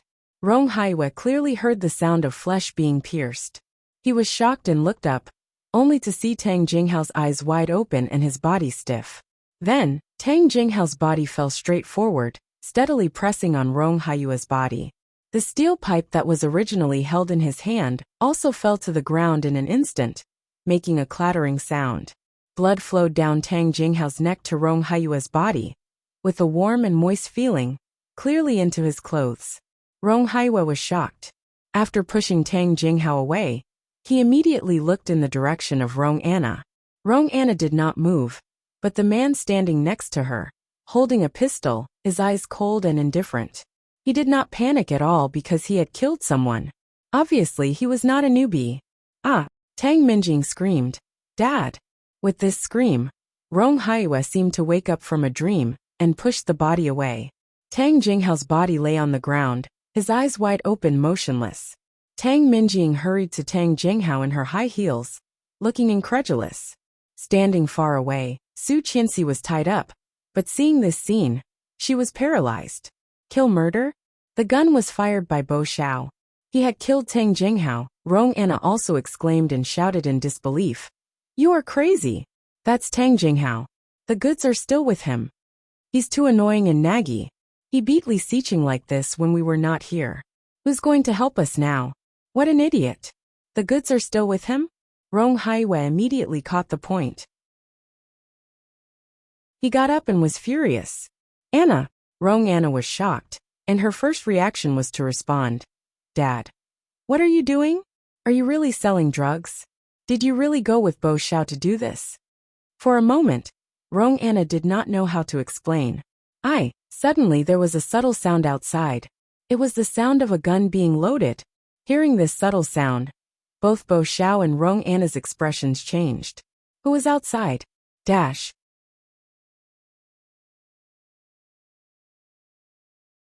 Chapter 518. Bo Xiao made up his mind and gestured to Rong Anna, and the people behind him immediately understood. One person went forward to check and suddenly stopped, turning around and shouting, "Police!" So many police run. Both Bo Xiao and Rong Anna were shocked. For the first time, several people inside all rushed toward the back door. "Don't even think about leaving," Tang Minjing suddenly yelled, picked up the phone in her hand, lit it, and threw it at the place where the gasoline had been poured. Boom! The fire suddenly sprang up, without warning, unprepared. Scorching waves of air rushed over in an instant, bringing with them the smell of burning ruins and the smell of gasoline. Every place was covered in a layer of orange-red flames. The man finally let go of her. She was caught off guard and collapsed. The man looked at Tang Minjing angrily and shouted, "Crazy, you are crazy. We can't get out like this." Ha ha ha. Tang Minjing laughed almost crazily, holding Tang Jinghao's body, with tears and cruel laughter. "Why do you want to go out? Don't even think about going out. Aren't you afraid of the police? With such a big fire, the police dare not come in. All of you die together." Mother asterisk her crazy. The man went up and directly hit Tang Minjing with a stick, hard on her body. Tang Minjing screamed. The man was still angry, and kicked her in the back hard. "Go, don't hit her. Take her with you. She knows where the goods are." Bo Xiao shouted, but he took Rong Anna and rushed toward the back door. Seeing this, the man cursed, but immediately no longer hesitated. He directly pulled Tang Minjing up and ran toward the back door. "Rong Anna, stop!" Rong Haiwa roared. "Bo Xiao, where are you taking my daughter?" Rong Anna slightly paused, turned around, and saw Rong Haiwa's expression. Bo Xiao pulled her and roared, "Do you really think he is your father? His daughter is there. Who do you think you are? Come with me." Rong Haiwa heard this and his heart sank. How did they know? He clearly did not tell them about this, and he did not reveal anything when he returned home. When did Rong Anna know? When Rong Anna heard Bo Xiao's words, she was moved. She looked at Rong Haiwa and whispered quickly, "I'm sorry, Dad." "Anna." Rong Haiwa's voice was flustered and scared. "Anna."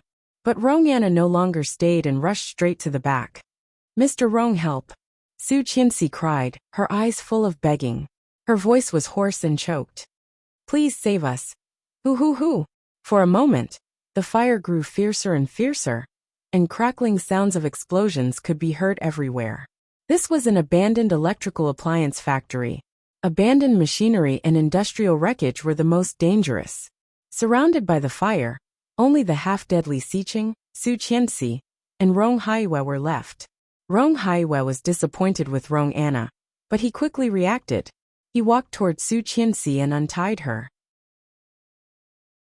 Just at this moment, the sound of panicked footsteps came from outside. 5 or 6 people filed in. Seeing this scene, someone quickly gave orders. "One of you stay behind, the rest go after the criminals." You're tuning in to the Li Mei's Sword of Destiny YouTube channel. We're so grateful for your support, and don't forget to subscribe to join us on this incredible journey through captivating stories. Your generosity through donations truly makes a world of difference, as it's the primary source of revenue that allows me to expand and enhance this channel for you. Thank you from the bottom of my heart for being a part of this adventure.